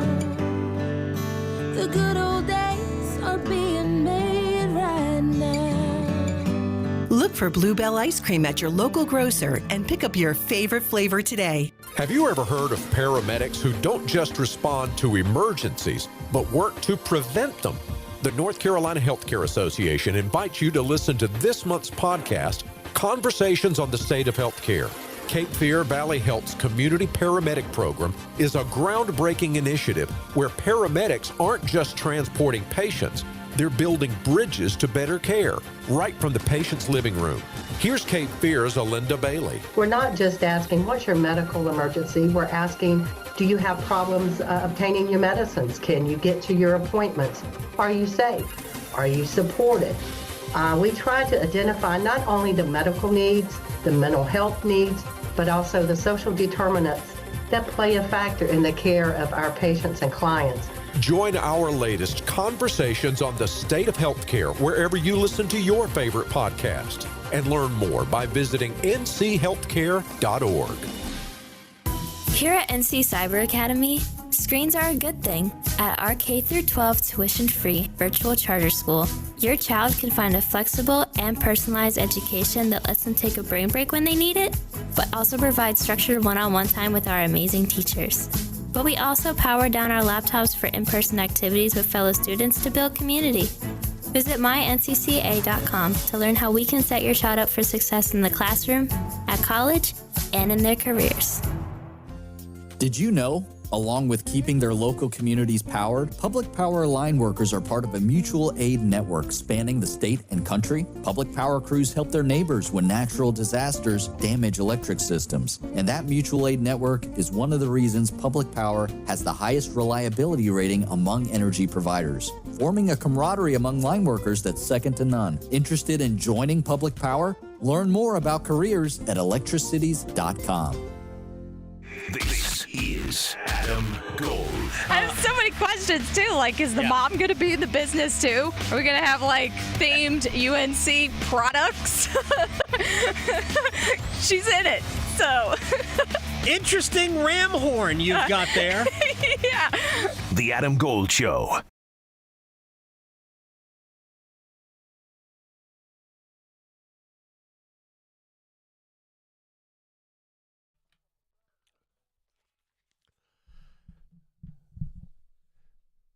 It's the Adam Gold Show. I am Adam Gold. Victoria on the ones and twos. Probably not going to talk about it very much at all today, but I will mention it here. The NBA's Eastern Conference Finals begins tonight. The Pacers and Knicks in New York. And when it appeared that these two teams were like roaring towards this series against each other, it was before Indiana was done with Cleveland. It was before the Knicks were done with Boston. All I could think of was, oh my gosh, I want Pacers-Knicks so badly, just so Reggie Miller should be on the call, and we should have these games moved to NBC now, so we can hear the NBC NBA music, which was scored by John Tesh, by the way. We should have that. We should bring back Marv Albert, and we should have Steve Jones do some of the analysis, and have Spike Lee courtside for all of these games. I am here for the Pacers and the Knicks. Like, I know how much pressure is on the Knicks to win this series. I just don't think they can meet that pressure. Like, it doesn't matter. If the Knicks lose this series, it has nothing to do with whether or not Indiana might be a better team than them. Knicks finished higher in the standings. Has nothing to do with that. It has everything to do with the Knicks in New York are expected to win, and it doesn't matter what their team is. Personally, as much as I love some of the players, and I love Josh Hart, one of my favorite players in the league. I love to watch OG Anunoby. I'm a Jalen Brunson fan. Don't love watching him, but I'm a fan of his toughness. The Knicks are a hard watch for me. A very hard watch for me. I think the Pacers are more fun. I do think the Pacers will win that series. I think it'll go deep. And even though I thought Minnesota would win the series, man, did Oklahoma City, again, I was kind of busy last night, so all I've seen was highlights. That was a pretty tight game deep into the third quarter, and then it wasn't. That ended up being a runaway. The Thunder are really good. See what Minnesota has for them in Game 2. But Knicks, Pacers, Game 1 tonight. I just wish it was on NBC with that music and Reggie Miller doing the call, but that's not what's going to happen. All right, shall we stretch? Okay, You're laughing already. We haven't even started yet. I know, just reading this article is like, oh my gosh. Okay, so we've all heard of the Indy 500, I'm sure, which is this Sunday. It's right. The Indy 500 is this Sunday, and the Coca-Cola 600, right, yes, is also Sunday. Yes. Right? Is anybody doing the double this year? Well, I don't know about that, but there is something called the Weenie 500? Excuse you? I know.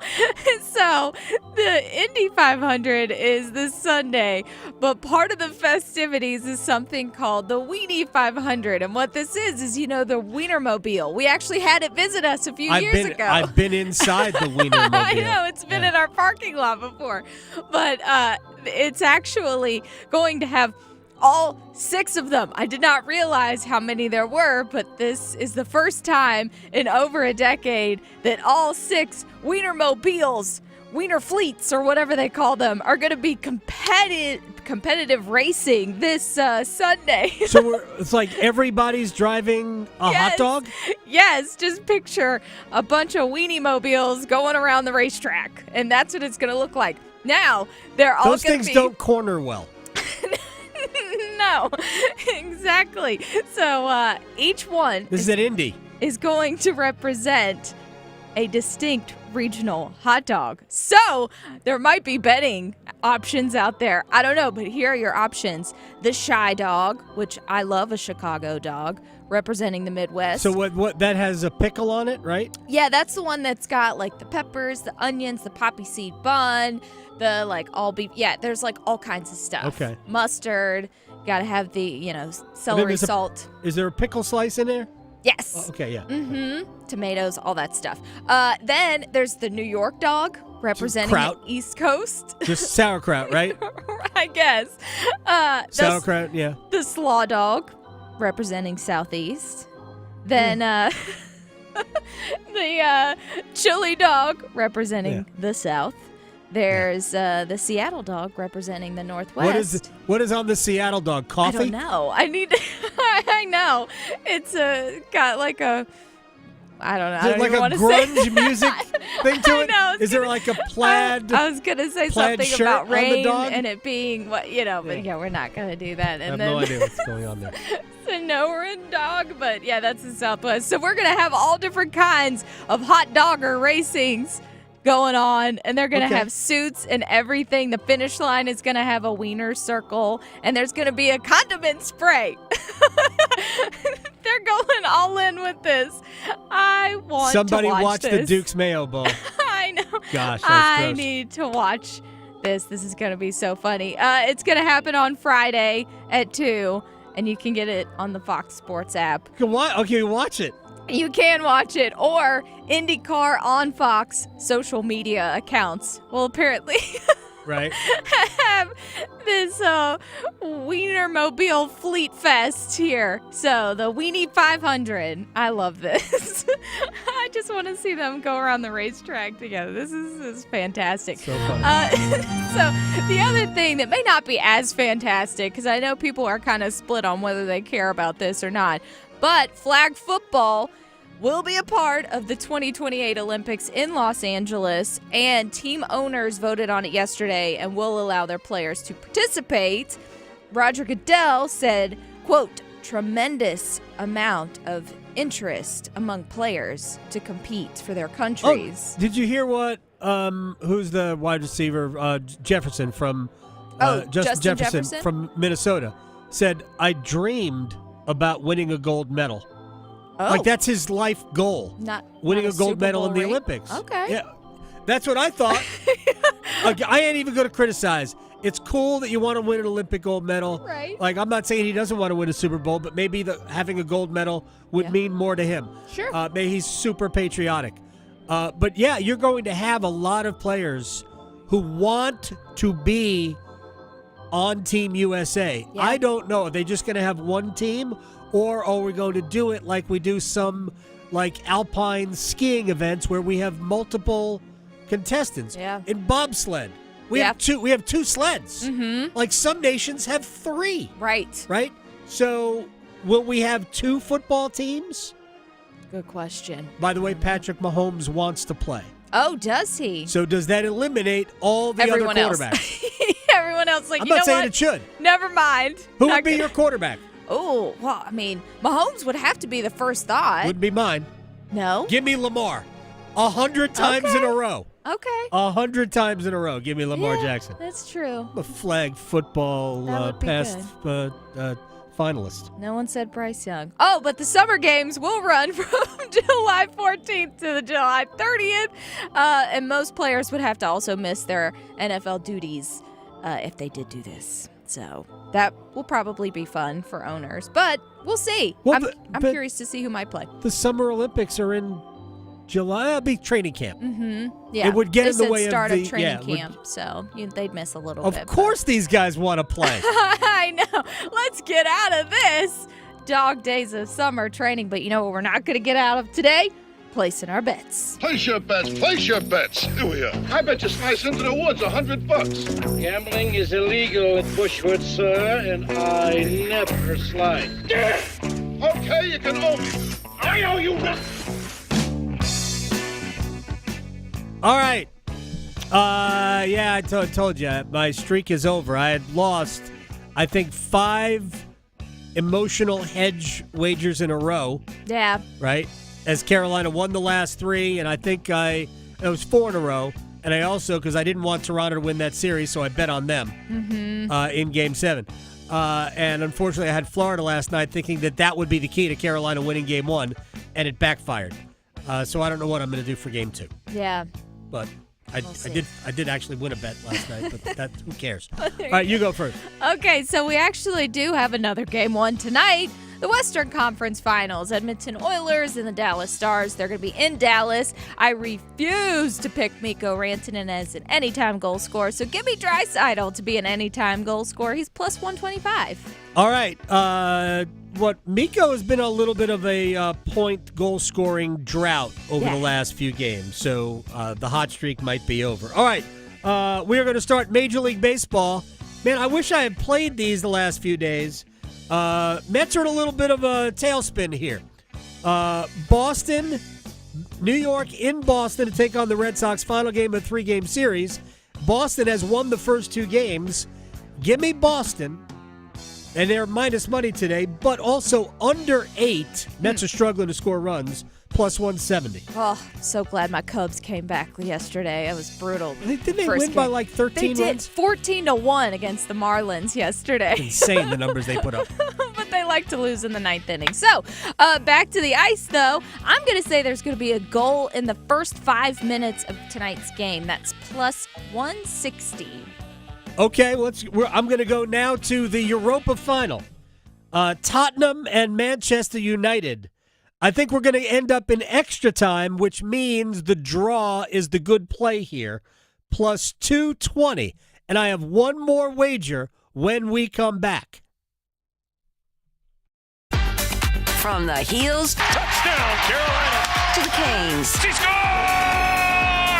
He covers it all. The Adam Gold Show on the North Carolina Sports Network. Hey, it's Adam Gold from my friends at FanDuel, America's #1 sports book, and the NBA's Eastern Conference Finals start tonight. It is the Knicks and the Pacers, and I've got the best prop for you. Over-under. How many times Reggie Miller's performances against the Knicks are mentioned? Take the over. I don't care what they set the number at. Take the over. Although you probably won't find that on FanDuel, the greatest sports betting app in the world. Also, new customers, $200 in bonus bets guaranteed to you when you place your first $5 wager. What are you waiting for? FanDuel.com/AdamGold. FanDuel.com/AdamGold for the NBA. 21 and over and present in North Carolina. First online real money wager only. $5 first deposit required. Bonuses issued as non-withdrawable bonus bets, which expire 7 days after receipt. Restrictions apply. See terms at sportsbook.fanduel.com. Gambling problem? Call 877-718-5543 or visit morethanagame.nc.gov. What? New scratch-offs are out? That means new chances to become a North Carolina Education Lottery Winners Club member. Yeah, in the Winners Club, I'll reinvent myself. I won't go by just plain Todd. I'll go by Toddrick. I'll get a gold jacket, play my saxophone again. I'll stop and smell the flowers, call my mom more. Oh, wrap it up, Todd. It's Toddrick. This month's scratch-offs pack over $100 million in total prizes. The Winners Club awaits. Must be 18 to play. Approximate overall odds of winning range from 1 in 3.35 to 4.58. Problem gambling helpline 877-718-5543.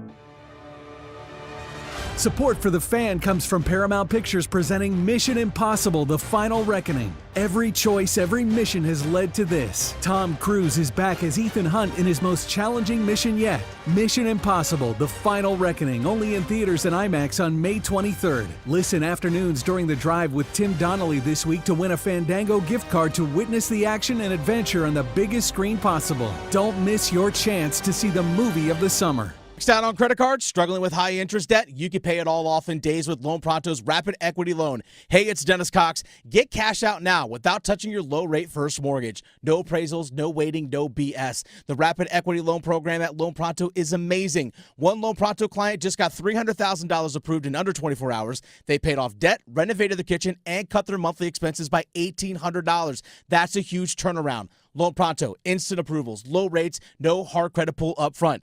Listen, your home equity is yours. Use it. Get cash to consolidate your debt down to one easy low monthly payment. Call Loan Pronto now for a free instant appraisal for your home and see how much cash you can get today. Loan Pronto is A+ rated by the BBB and have nearly 2,500 5-star Google reviews. Their service is off the charts. Call now to start the conversation. 919-381-1760, loanpronto.com. 919-381-1760. Get debt relief now. Loanpronto.com. Equal housing lender. NMLS 166171 on approved credit. NMLSconsumeraccess.org. Kids across America are going to school hungry every day. With help from caring people across America, No Kid Hungry is providing healthy meals and hope to hungry kids so they can build better futures. Learn more at helpnokidhungry.org. Progressive knows if you have to choose between everyday life and your RV, RV wins. What, are you going to take the RV to the mountains or go pick up your dry cleaning? RV wins! Are we cleaning the gutters or taking the RV camping? RV wins! Are we getting a new passport or cruising up the coast? RV wins! Don't forget, you got that trip to Sweden coming up. Oh, yeah, passport, then RV. With Progressive, you can bundle your RV with your home or auto and save with a discount and spend more time enjoying those savings in your RV. Progressive Casualty Insurance Company affiliates and other insurers not available in all states and situations. I'm attorney Brian Ritchie. Workers' comp can be tricky, but my law firm will be on top of all the complicated paperwork and sneaky deadlines so that all of your I's are dotted and T's are crossed. If you've been hurt on the job, I'm on top of it. Contact us at ritchielaw.com. Broadcasting live from the Lenovo Studios. WCMC HD1 Holly Springs. 99.9 The Fan. The Triangle Sports Leader. They were getting smoked by good teams. Yeah. Like, when they played the Celtics, the Cavs, or the Thunder, they were, 0-10 with an average loss margin of near 20 points a game. For them to be able to make it to the conference finals by going through the Celtics, all of that says that this Knicks team far surpassed the expectations that we had for them, and in a quiet place, probably that they would admit to themselves they made it further than they might have expected to make it. So it's a success, but they still want to try to go further.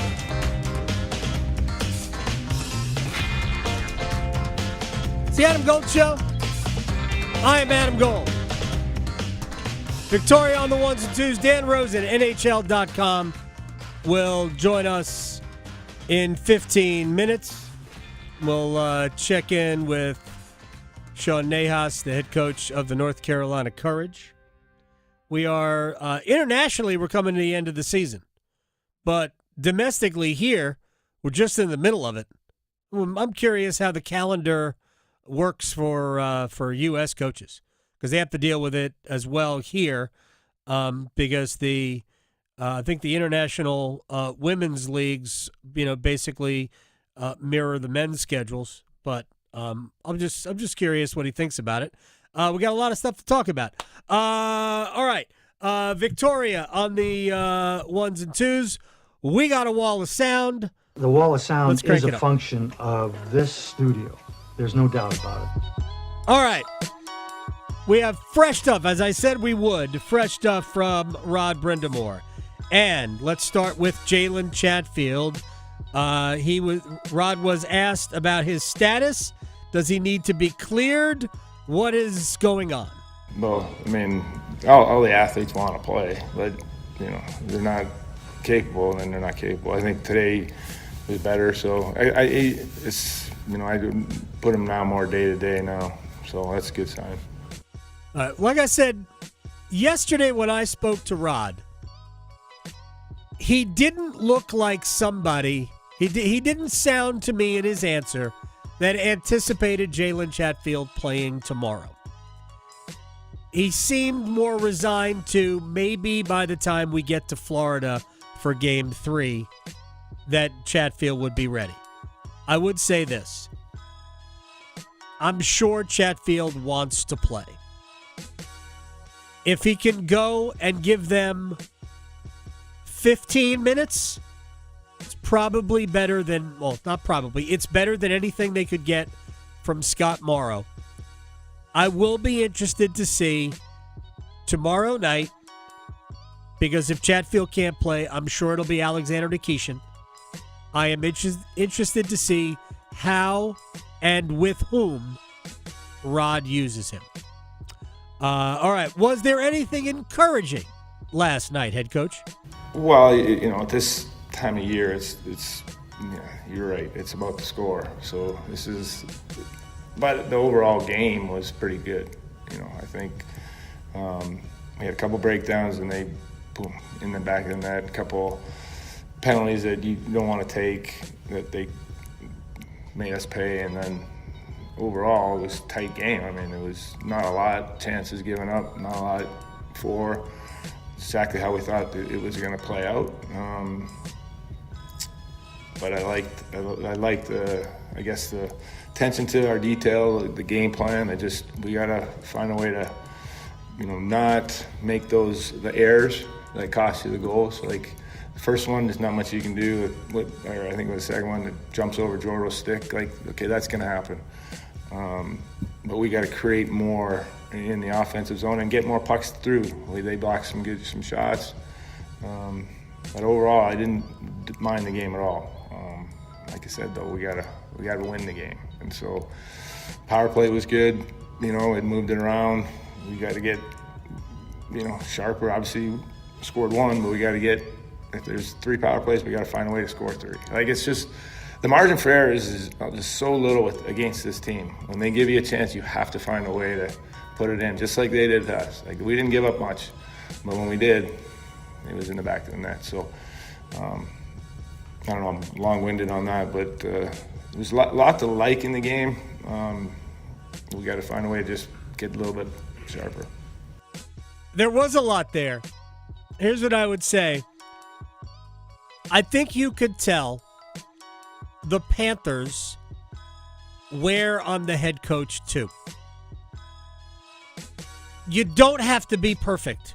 You can't possibly, you're not going to play a perfect game. Florida didn't play a perfect game last night. Moments in every game, you just have to capitalize. You don't have to go 3 for 3 on the power play.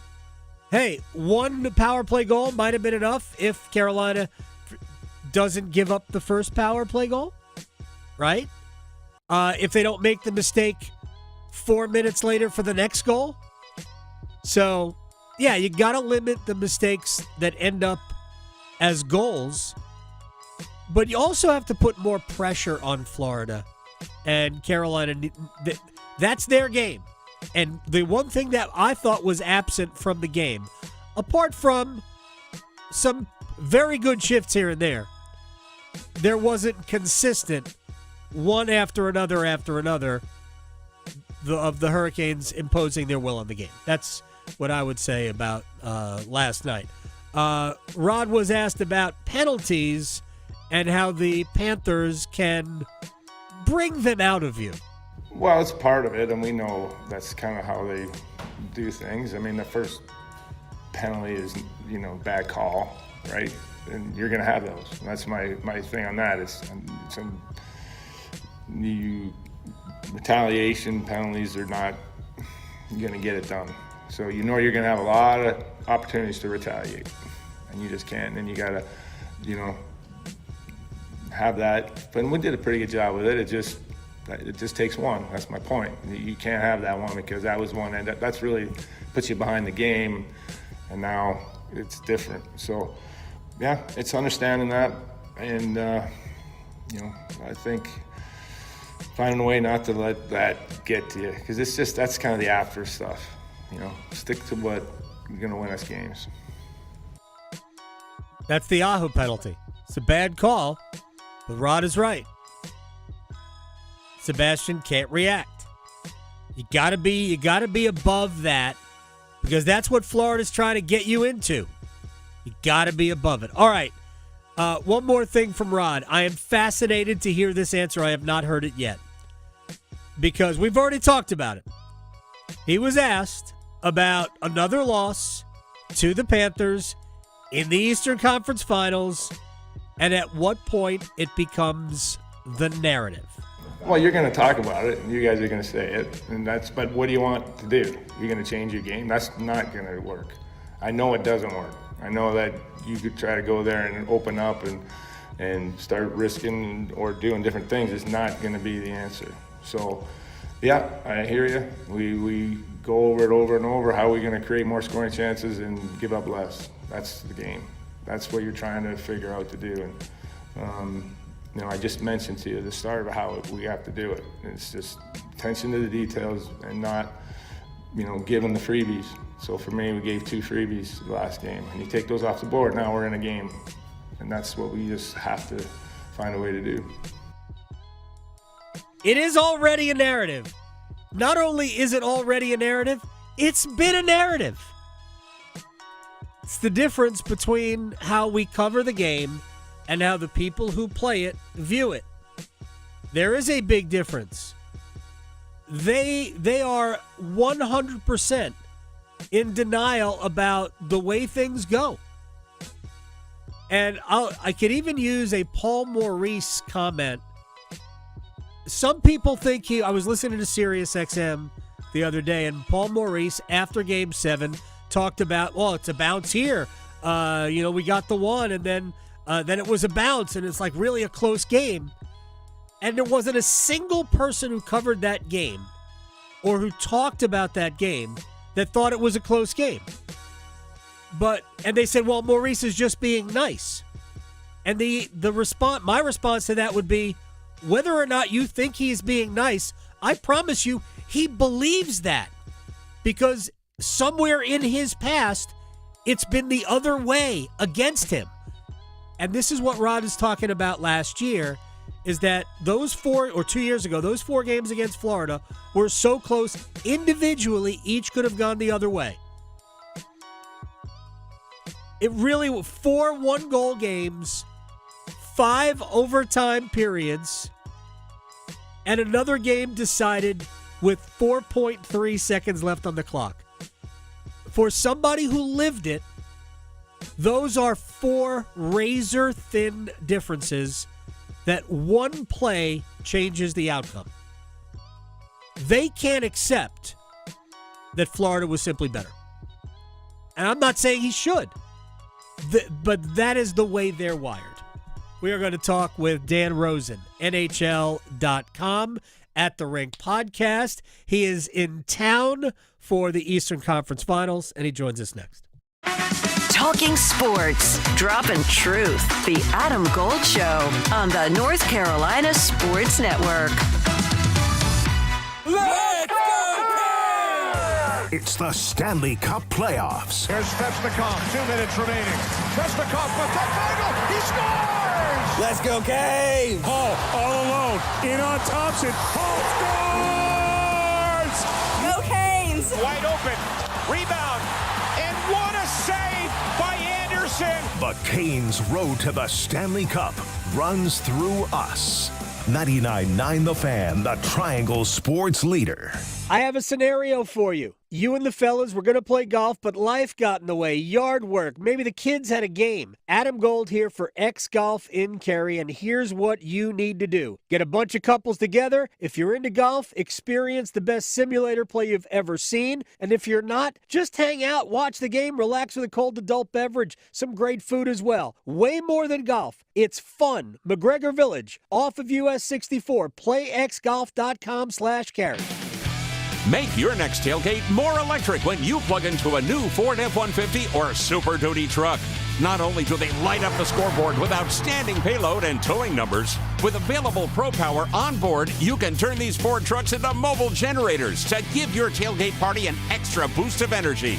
Visit your Carolina Ford dealer or buyfordnow.com for great offers and to learn more about F-150 and Super Duty. See Owner's Manual for important operating instructions. Hey girl, haven't seen you downtown lately. Nope, sticking to our go-to places. You mean like Sharky's? Well, we love our Sharky's. Best wings and gumbo on the planet. But we never miss the $5 sangrias on Wednesdays at the new Salt and Lime and Mexican pints on Thursdays for $3. You know my boy loves the House of Hops. No better selection of craft beer in the state. Loves their specials, their food trucks, and you know I love my wine. They have a wonderful selection. And have I told you about our new takeout spot, Che Empanadas? It's right next to Sharky's. They have 20 different types of authentic Argentinian empanadas, and they are incredible, especially the breakfast ones. You gotta try it. Sounds perfect. And how awesome is it that they're so close to each other? Yes. Give them a try. Che Empanadas, House of Hops, Salt and Lime, and Sharky's. Just a hop, skip, and a jump from each other off Raleigh Road, Glenwood, and Grove Barton. Hey friends, Paul Ihander from 99.9 The Fan for Clayton Homes. And as you know, here in North Carolina, summers heat up, and so are those deals at the Clayton Homes Sign and Save event. Right now, you can save up to $5,000 instantly on a brand new home. That's $2,500 off a single section or $5,000 off a multi-section home. And you know these homes are built tough in state-of-the-art facilities that protect them during construction. And you know every home is loaded with Energy Smart features, giving you comfort, efficiency, and long-term savings. And with tons of floor plans and fully furnished models, it's easy to find your perfect match. Visit your local Clayton Homes or Oakwood Homes or check out limited time offers now at manufacturedhomeoffers.com. But don't wait. The Clayton Homes Sign and Save event ends August 31st. Terms and conditions for the Sign and Save sales event at manufacturedhomeoffers.com. Available only at participating Clayton Homes family of brands retailers through 8/31. Amount of savings may be limited. Ask for details. May not be available with certain financing. Lender restrictions apply. Progressive knows if you have to choose between everyday life and your RV wins. What, are you going to take the RV to the mountains or go pick up your dry cleaning? RV wins! Are we cleaning the gutters or taking the RV camping? RV wins! Are we getting a new passport or cruising up the coast? RV wins! Don't forget, you got that trip to Sweden coming up. Oh, yeah, passport, then RV. With Progressive, you can bundle your RV with your home or auto and save with a discount and spend more time enjoying those savings in your RV. Progressive Casualty Insurance Company affiliates and other insurers not available in all states and situations. This is Adam Gold. And I did have to use two screens at one point, or a couple of points, and I don't like it. I can't watch two games at the same time. There's a lot going on. I'm sorry. I'm incapable of doing that. Because there were times where, I forgot this other game was on in front of me. Yeah. The Adam Gold Show. It's the Adam Gold Show. I am Adam Gold. I also discovered, and this is absolutely not directed at you, Victoria, I promise you. Oh, okay. No, seriously. I have a hard time watching the game like with a lot of people around me. Oh, yeah. Yeah. Because everybody's just chatting. Oh, yeah. Right? So I need focus time. But see, I'm usually the quiet one. Like yesterday, I don't know if you noticed, I was very quiet. I wasn't talking about it. Exactly. Now, if I was at home, it's a whole different thing. So, I have not sat next to Dan Rosen from NHL.com on Press Row. He's on the big boy side of Press Row. He's on the adult side. We're like the kiddies table. Dan Rosen, NHL.com, at the Rink podcast, in town for the Eastern Conference Finals. Do you feel the same? I hate when people talking to me, and now I can't focus, and my Twitter game is off. I'm very distracted. I'm like a rookie defenseman in the Eastern Conference Finals. Yeah, no. I don't want anybody talking to me too much either when I'm watching a game. I mean, you want to start making comments about what's happening in the game? Yeah, we can discuss a little bit about what's happening in the game as it's happening and point things out. But you start talking to me about some other things, go away. And I have a strict rule, too, Adam. Do never talk to me on a plane. I don't care who you are, whatever it may be. Unless you're my wife. Don't talk to me on a plane. That is an awesome rule. Do you wear a sign? I should have a sign on, but it's I'll never forget. It was actually I was coming from here to go to Washington when following Ovechkin as he was chasing the record, and Emily Kaplan and I from ESPN, and we know each other well. We are on the same flight, and I said it was like a 7:20 a.m. flight or something like that. I said to her, I was like, Emily, I think you're the best. I love you. Don't talk to me. She goes, agreed, same. Wow. So we were on the same page. Spirit animals. Dan Rosen, NHL.com, is joining us. All right, so George Richards, who covers the Panthers for Florida Hockey Now, I hadn't had a chance to read the piece, but he basically put a couple of quotes up from Paul Maurice. I didn't really like our game, and then Richards opinionized and said, that's a bad sign for Carolina. Whether or not that is, I actually think Maurice is right, but I think, is it fair to say that Carolina didn't force Florida to play a better game? Florida played the game they needed to play to win last night because Carolina wasn't quite good enough. Well, I asked Maurice about that today, and he said it was actually better on video than behind the bench than he was giving them credit for last night in terms of how they played.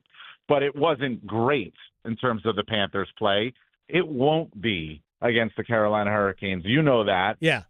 You have to play well enough to get chances and finish those chances against this team, against the Hurricanes. And most importantly, if you get a lead on them, you know that the Hurricanes, they don't play differently, but it becomes much harder for them if they are chasing a game. And when Florida was able to jump up to not just a 1-0, but the 2-0 lead, and then it's 2-1, and they quickly at the start of the second period make it 3-1, that's the difference. They finished on their chances, so they're not going to get. I remember this is what Spencer Carberry talked about in the last round, and I mean, go back to Peter Laviolette in the conference second round last year. We're not going to get a lot of chances against the Hurricanes. We have to bury the ones that we get, or at least some of the ones that we get. And Florida was able to do that.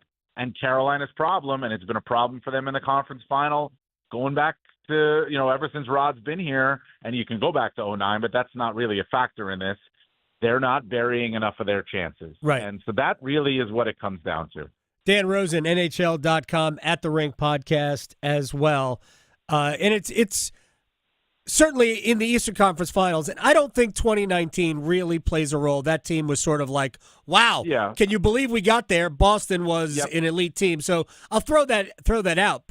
And I do believe 2023 matters.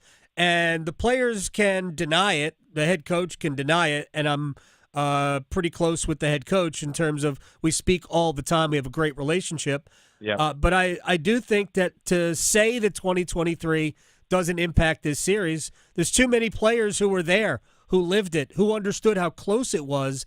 They have to be at some point wondering, man, are we ever going to beat this team when it really matters? Because while maybe Florida wasn't great, when they had to be great, they were great, and they're better defensively. I think even if the personnel isn't quite as good, they might be better defensively now than they were even last year.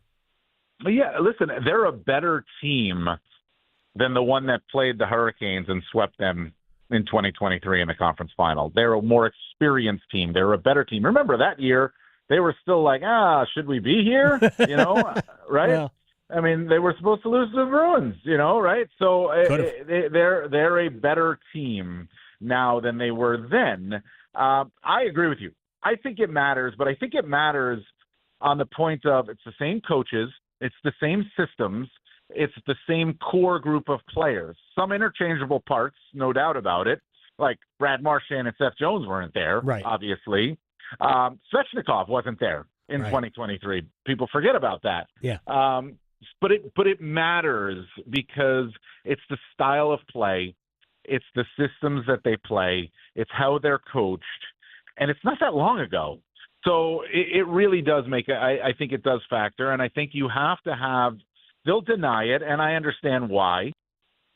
But in that mental state, if you get if they get down, if the Hurricanes get down 1-0 tomorrow night, how does that not start to factor in? They're human beings, You're worried about the game in front of you. You're worried about the next shift, the next play. I get all of that.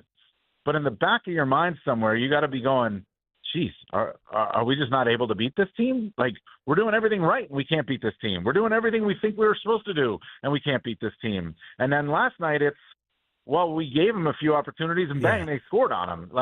So there's there's a mental aspect to this. That I don't think there's any doubt about that. We talk about confidence all the time. It works both ways. It 100%. I've said this for years.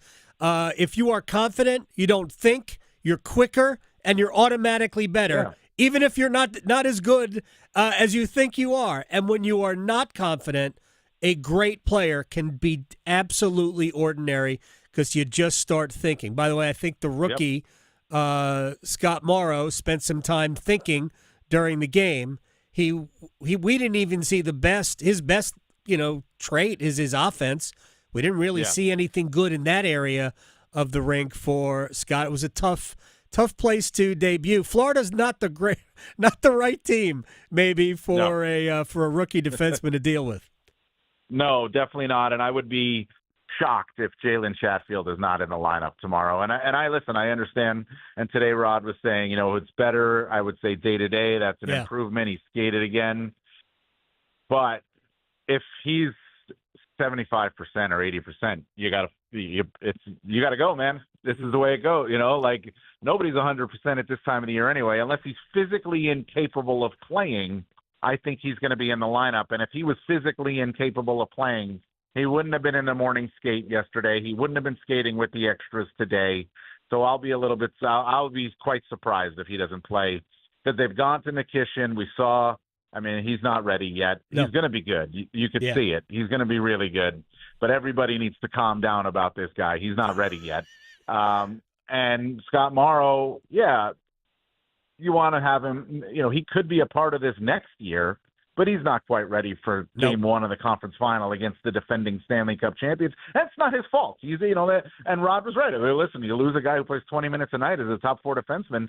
We don't have anybody to replace him with. Right. They got to get him back in the lineup. Yeah, it'd be one thing to lose a forward. When you're losing one of six defensemen, it is definitely a different deal. I actually think Morrow needs another maybe half year in the minor leagues. Nikishin is obviously going to be part of their blue line and likely part of their top four next year. And by the way, for Hurricanes Twitter, who doesn't like it when I say these things, at D Rosen NHL on Twitter, argue with Dan. Sebastian Aho, I thought he was okay last night. I didn't hate his game. I didn't love his game, but I thought he created some opportunities. He got the skate goal, which I do want to talk to you about that in just a second. But for me, the play that I liked the least happened 2 minutes into the game. He and Jarvis on the 2-on-1, and he was never a shooting threat for me. And it's hard to tell, where his eyes are since, I'm 400 feet away, 5 stories up. But what did you think of that play and that decision? I immediately said, and I remember specifically the play you're talking about, and my immediate reaction was, he's got to shoot. Yep. And it's because Jarvis is driving the other side. He's driving the weak side. If he shoots there and he gets an angle, it could be an angle for a rebound, or anything like that. If he shoots there, it creates something. There could be the next play that gets created off of that shot. And the pass, if it connected, it would have been, a highlight reel play. But what are the odds that the odds are better that the shot going on net and then either goes in, or if it creates something off of it, than that pass connecting there? I haven't asked Aho about it. I know he's more of a pass threat than a shoot threat at times like that. I would guess if he had it back, he would have shot it. Yeah. And he shot the puck a ton after that. Yeah. So he was certainly mad about it. And I know there was a little tweak to the lines where Rod flipped Stahl and Aho for about 2 shifts, maybe 3 shifts, and then they went back. I think it was after a power play. Dan Rosen, real quick about the Aho goal, which was debatable whether or not it was a kicking. It didn't look like a kicking motion, but he definitely directed it towards the net with his skate. I actually think if you can kick a puck to a teammate, you should be able to kick a puck as long as your skate stays on the ice. You should be able to kick a puck in the net. Well, what you just said there, the as long as your skate stays on the ice, right? Because we can't have guys kicking pucks like they're soccer balls because there's knives on their feet. Yeah, right. Okay? You're right. That's a problem. I immediately, when that puck went in the net, I immediately was waving it off. I was waving my arms like that's not going to be a goal. But then you watch it closely on replay, and you realize his intent might have been to redirect the puck into the net with his skate. His intent might have been eventually, had he gotten a full motion, had the puck slowed a little bit, to kick it into the net. But the way it went off of his skate and then the skate movement, it's a clear redirection, not a kick. Right. And that's why it stays. And I love Paul Maurice's answer after the game. He was asked specifically about that goal, and he said, I want to see that goal go to the offensive player. Let's keep the offense. I have no problem with it.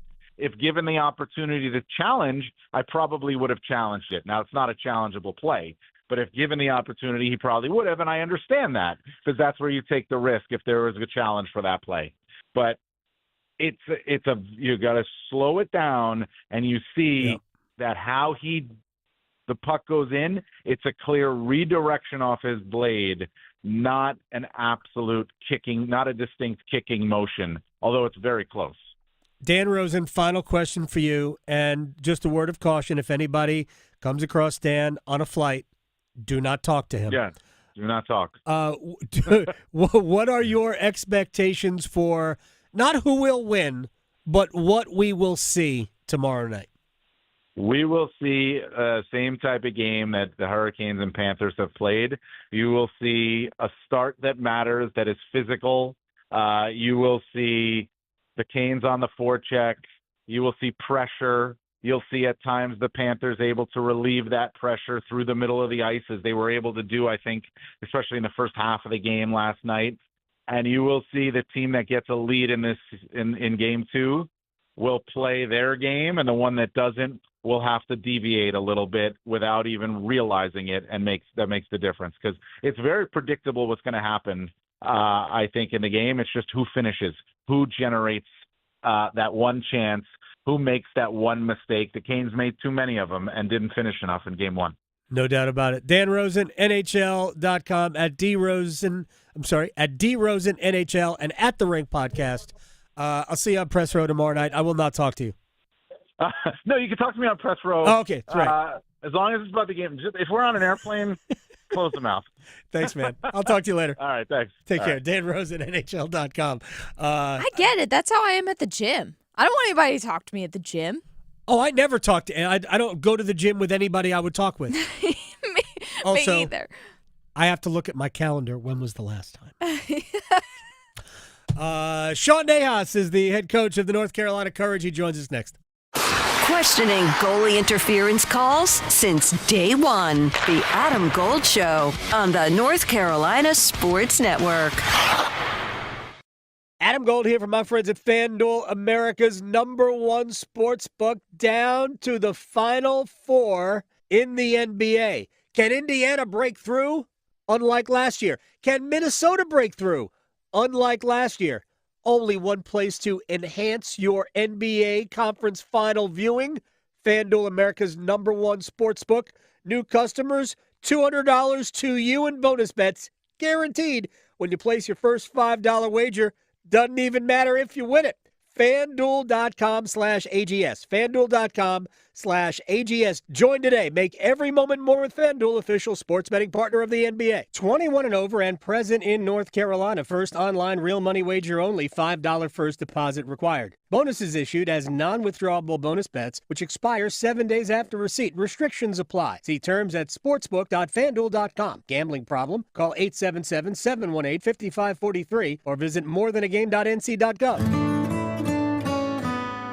It's the first day of the first grade, and she found a new best friend.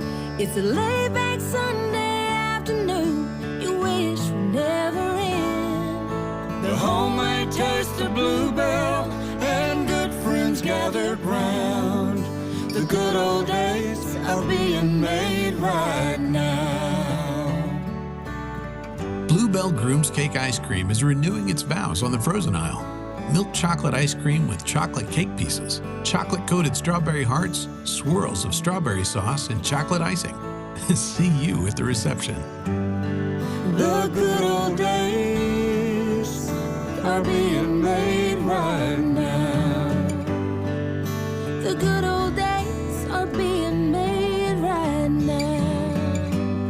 for Bluebell ice cream at your local grocer and pick up your favorite flavor today. Have you ever heard of paramedics who don't just respond to emergencies, but work to prevent them?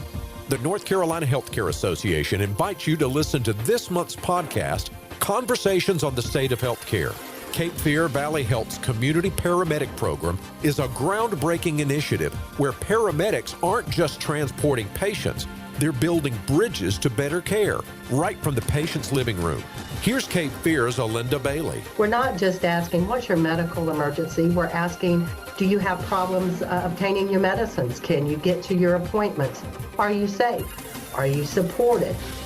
We try to identify not only the medical needs, the mental health needs, but also the social determinants that play a factor in the care of our patients and clients. Join our latest Conversations on the State of Healthcare wherever you listen to your favorite podcast. And learn more by visiting nchealthcare.org. Imagine a school where you can study AI and ancient Egypt, become a National Honor Student, join a cooking club, or code the next big video game, and do it all in a comfortable space. Your own home. Welcome to NC Cyber Academy, a K-12 tuition-free virtual charter school that provides you with a flexible, personalized education designed to prepare you for college and a career. Visit myncca.com and discover a learning experience that works for you, your family, and your future.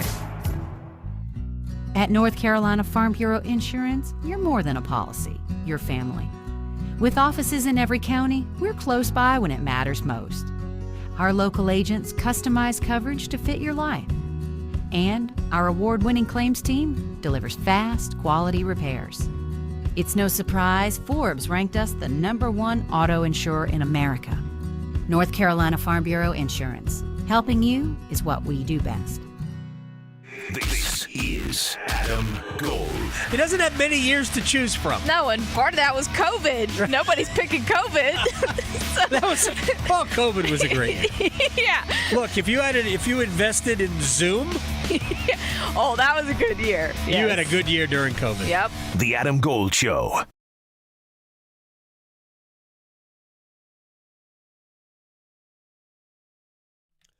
It's the Adam Gold Show. I am Adam Gold. Sean Nahas is the head coach of the North Carolina Courage. 2-0 win over Chicago and a pretty dominating performance. First of all, how did it feel to run roughshod over your opponent for 90 minutes? Yeah, it felt great, to be honest. I thought it was a good performance from the group. As good as we can expect in those moments, especially in an earlier game. But felt that the group performed well, did the things that we asked, scored 2 really good goals, and come out of there with 3 points. You basically double them up in shots and shots on target and all of that. How if you had to sum up how your team went about their business, basically according to game plan, how was it? Yeah, I thought it was spot on, to be honest. They were professional about it all. And, there were some moments where we suffered a little bit. But, the things that we talked about, the positioning that we wanted our players to take up and the spaces that we wanted to occupy, I thought they did a really good job, especially through the spine of the group. And, yeah, I felt that as the game wore on, we were able to, sort of get a hold of it and dictate the game from the start. Sean Nahas is joining us here on the Adam Gold Show. You started Jaden Shaw. So I know last week we talked about, kind of working her back in. You must have seen something either in training during the week or in the previous match that said, all right, she's ready to get back into the first 11. Yeah, I think when you look at it, she's still adjusting, and the only way you're going to get into a rhythm or get into an understanding of what we want is by playing, right? So we felt that the game against Chicago, the spaces that we were going to be finding suited her. And to be honest, the previous week, I didn't think our midfield really performed the way that we wanted in those pockets. So we made a change, and I think it's players are going to have those moments where they're going to struggle, or they may not be themselves, but we have to continue to put them in those situations to get out of it. build the confidence, and go from there. So we just felt that this past weekend was a moment to try and go for it. Yeah, Bryce from Manaka, one of your top young players. She's a star in Japan. We know that. How important is it for players like that to get the reinforcement that, all right, what I'm doing is the right thing and it's being successful? Yeah, especially someone like Manaka. She's so hard on herself. She's emotional about everything she does. And, I think it sums it up after the game. We were upstairs. The team was upstairs eating, and I pulled her aside and said, "Great job." And she's like, "No. Like, that's just how she is." She disagreed? She thought that she had a few other opportunities to score, and that's just how she's wired. So, I think those types of moments, especially someone like Manaka, that it could really unleash something. And look, she's one of the best young players in the world, and we're fortunate to have her. So, it was a great performance by her. 2 really difficult goals, and we were happy to see her get on the score sheet. All right, Denise O'Sullivan had one of the assists, and if I feel like Denise has been here longer than I've been here, and I know she's not that old, but she seems like the furniture with the North Carolina Courage. Like, she's been here for a long time. What does her stability bring? Everything.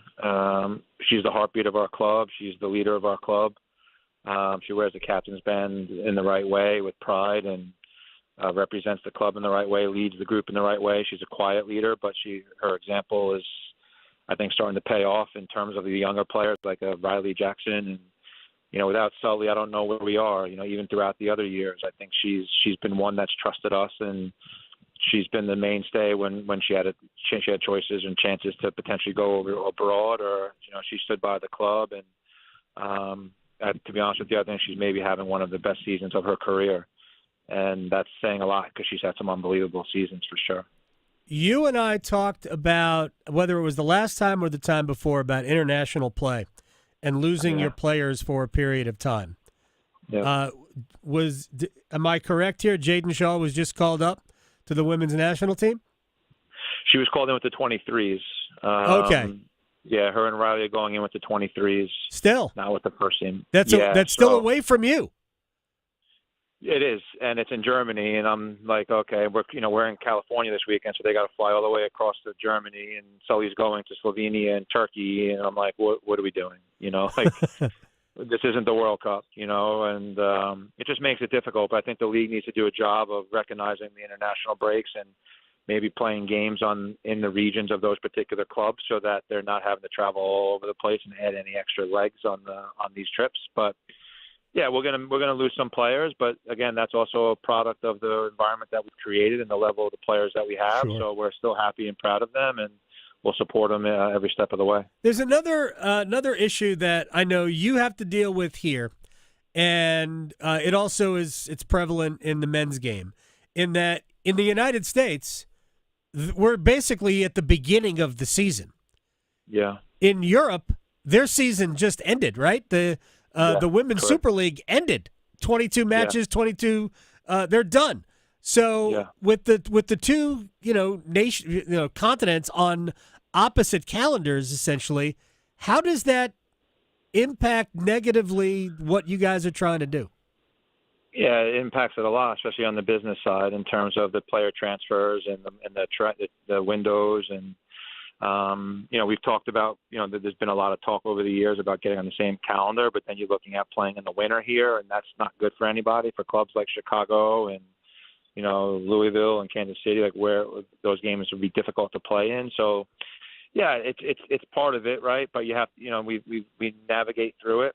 And I think it does make it difficult to attract the European player to the league at times because of the offset of the schedule. Because think about it, if the window opens tomorrow, those players want a break. They just finished their full season. So it does make it difficult and sort of unbalances things for sure. Yeah, and on top of that, like when you get to Olympic competition, the NWSL basically has to shut down or play without your Olympic players. And there are Olympic players not just for the United States, but all over the country playing in this league. Yeah, well, I mean, you look at we have the European break this July, right? This June, July, where we have 5 weeks without regular season games because of the Euros and because of other federations and confederations events. So we're going 5 weeks without regular season games. So now the clubs are having to fill in games in that way to get games in, and you're still doing so without your international players for those that are in those big events. So it does make it difficult. It's like a jigsaw puzzle, but we've survived over the years with it. The thing is, the league's getting more competitive. More teams are coming in. You can only fit so many games in a window.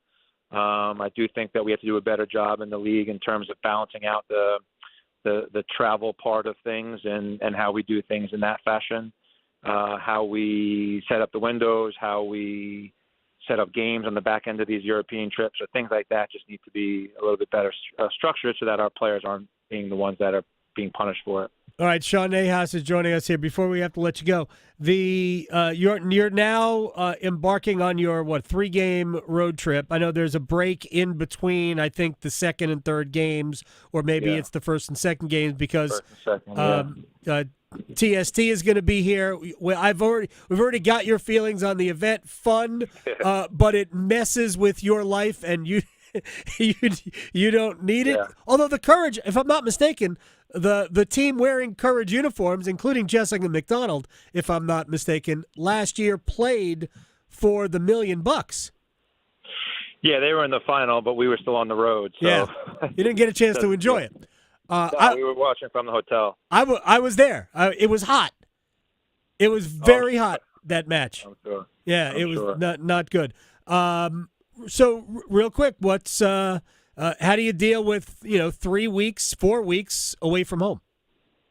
It's hard, especially in this league when you're traveling all over the place, and it's tough to go on the road and get points. So the fact that we had this little home stretch where we got the points that we needed, and you just go about your business, right? You manage the players differently, especially coming out of the back end of the international break. So we just try and just business as usual, but also understand that this 3-leg stretch that we're going to be on, that means that down the road we're going to have a lot of home games. So you just try and find the positives out of it, and at some point you're going to play these road games. It just happens to be at this stage, and once we get back home, we'll be ready to go. And you've been good on the road. San Diego Wave is the first stop. Sounds lovely, although my son and my wife were just out there for a soccer event, and it was nothing but raining and cold for 5 days in San Diego. Hope you get better weather than that. Sean Nahas, at Nahas Sean on Twitter. Correct. Thank you very much. Good luck against San Diego. All right, thanks, Adam. Appreciate it. You got it. Sean Nahas here on the Adam Gold Show. All right, are we rewindable? Oh, baby. What a sound. All right, let's start with Tripp Tracy, and then we'll get to Chip Patterson. Tripp, your post-in-the-moment takeaways from Game 1. They were that the Hurricanes, even in their best period, AG, the first period, whether it be rust, even though they had practiced Sunday and Monday, I think the better likelihood is, this is a big stage. And there was no problem whatsoever with the energy, the intensity. I thought at times potentially overly physical, because in some ways that plays into Florida's hands.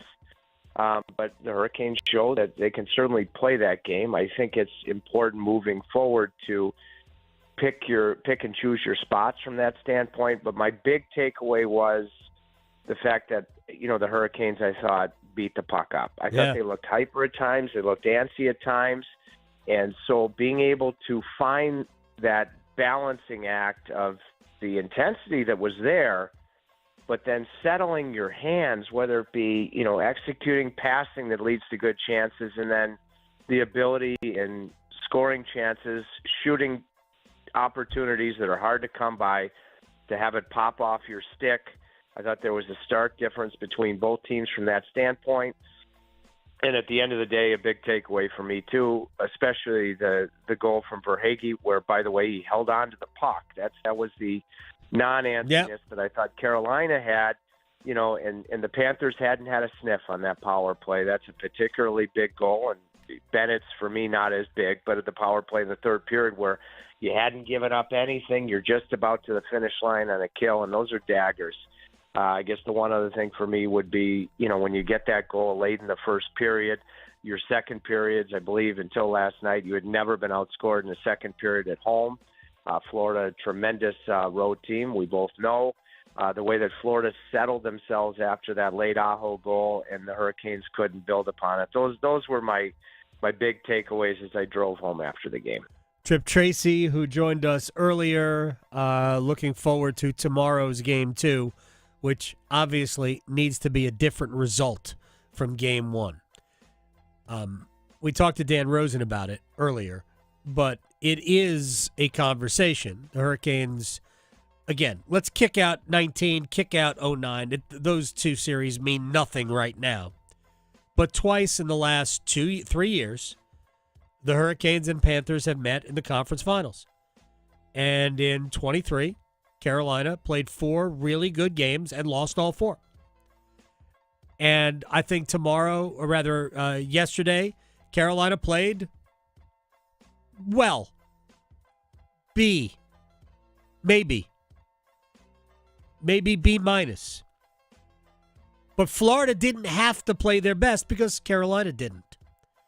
And Florida could basically keep it in cruise control and deal with situations as they arose, and they were really adept at putting those fires out.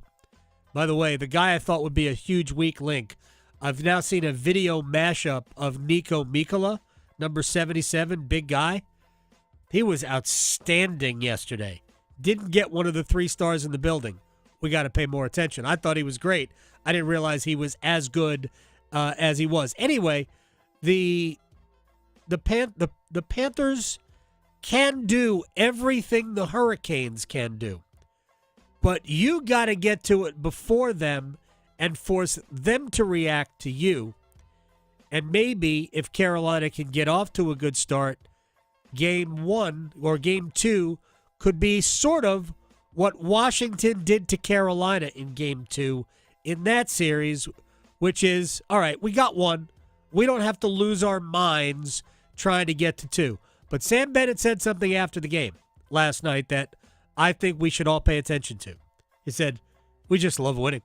We don't care what it takes. We don't care what the circumstances are. We just love winning. Carolina's going to have to love winning tomorrow night. I mean, is it over? Not literally. You got to win tomorrow night. All right, to Chip Patterson, CBSSports.com, Cover 3 podcast moderator. So I asked Chip about the ACC and their distribution to 14 member schools, the 14 full-time members of the ACC, $45 million in shared revenue, and what he thought about it.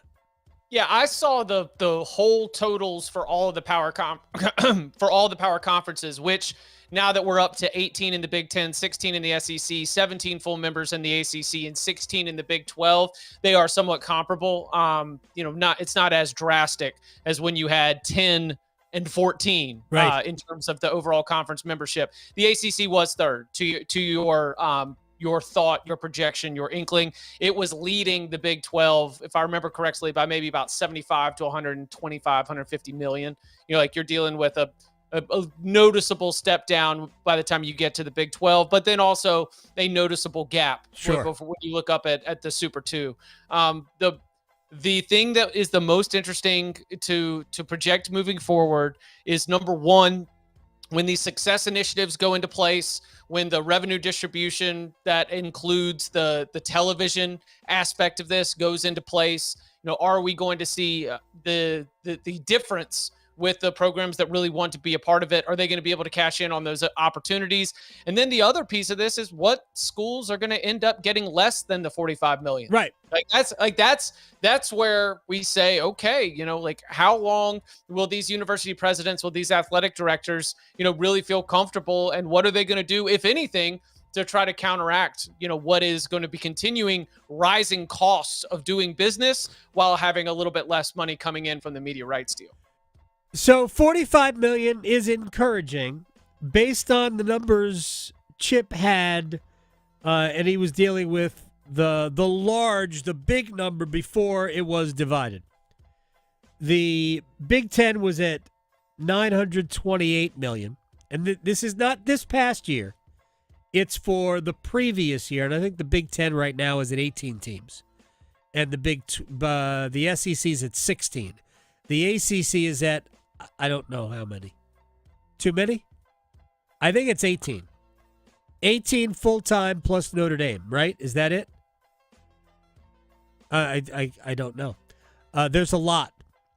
Anyway, when it broke down, the Big Ten was distributing less than $65 million. So for the fiscal year 23-24, the ACC was basically within $20 million in shared money with the Big Ten. Here's what we know. The ACC's number will continue to rise because the ACC network continues to be profitable. It becomes more profitable each year. That is a 50-50 share of revenue with ESPN. So the ACC is pulling more money out of this deal. That network, which I know gets criticized heavily, is a profitable network. It's part of the reason why ESPN, it is not in their best interest to see the ACC fail. It just isn't. It makes them money. So, but the thing is that there's only so much room the ACC can grow up when it comes to revenue. SEC money is growing bigger. Big Ten money is growing bigger. They have, like the SEC has, they're also now just an ESPN property. But ESPN paid stupid money. And what the SEC is guaranteeing is with the playoff going to 16, and it will go to 16, and the SEC guaranteeing themselves 4 spots, maybe a minimum of 3, but at least 3, probably 4, which frankly isn't a great deal for them, but they're guaranteeing spots in these events, and they know that with the increased money, they're going to be able to buy better coaching, better training, maybe better players. And they're going to continue to produce on the field. So, SEC money is going to keep going up. Big Ten money is going to keep going up. And the ACC, in order to keep everybody happy, at least the right schools happy, the ACC is going to have to direct more of their money to those people to keep them happy until the whole thing blows up in 5 years. Victoria, thank you very much. We'll see everybody tomorrow. Eddie Olczyk tomorrow. Talking sports so you don't have to pretend to know stuff. The Adam Gold Show on the North Carolina Sports Network. Tim Donnelly here, and I want to tell you about the coolest place in town, the Fox & Bailey Watch Shop, located inside Bailey's Fine Jewelry in their Village District location in Raleigh. Not only do they have the coolest selection of timepieces, we're talking pre-owned and vintage Rolexes, Hamilton, Norcane, and so much more, but they're also a vibe. Vinyl records playing, grab yourself a drink, and enjoy some great company. It's the Fox & Bailey Watch Shop. Luxury watches, men's jewelry, and unique gifts. Visit BaileyBox.com for more and cool out. Struggling to get the sleep treatment you need? I'm Megan Giggling, General Manager of Parkway Sleep Health Centers. You shouldn't have to wait for better sleep. Our streamlined process provides for sleep studies, CPAP machines, and supplies, without the long delays you'll find at other sleep centers.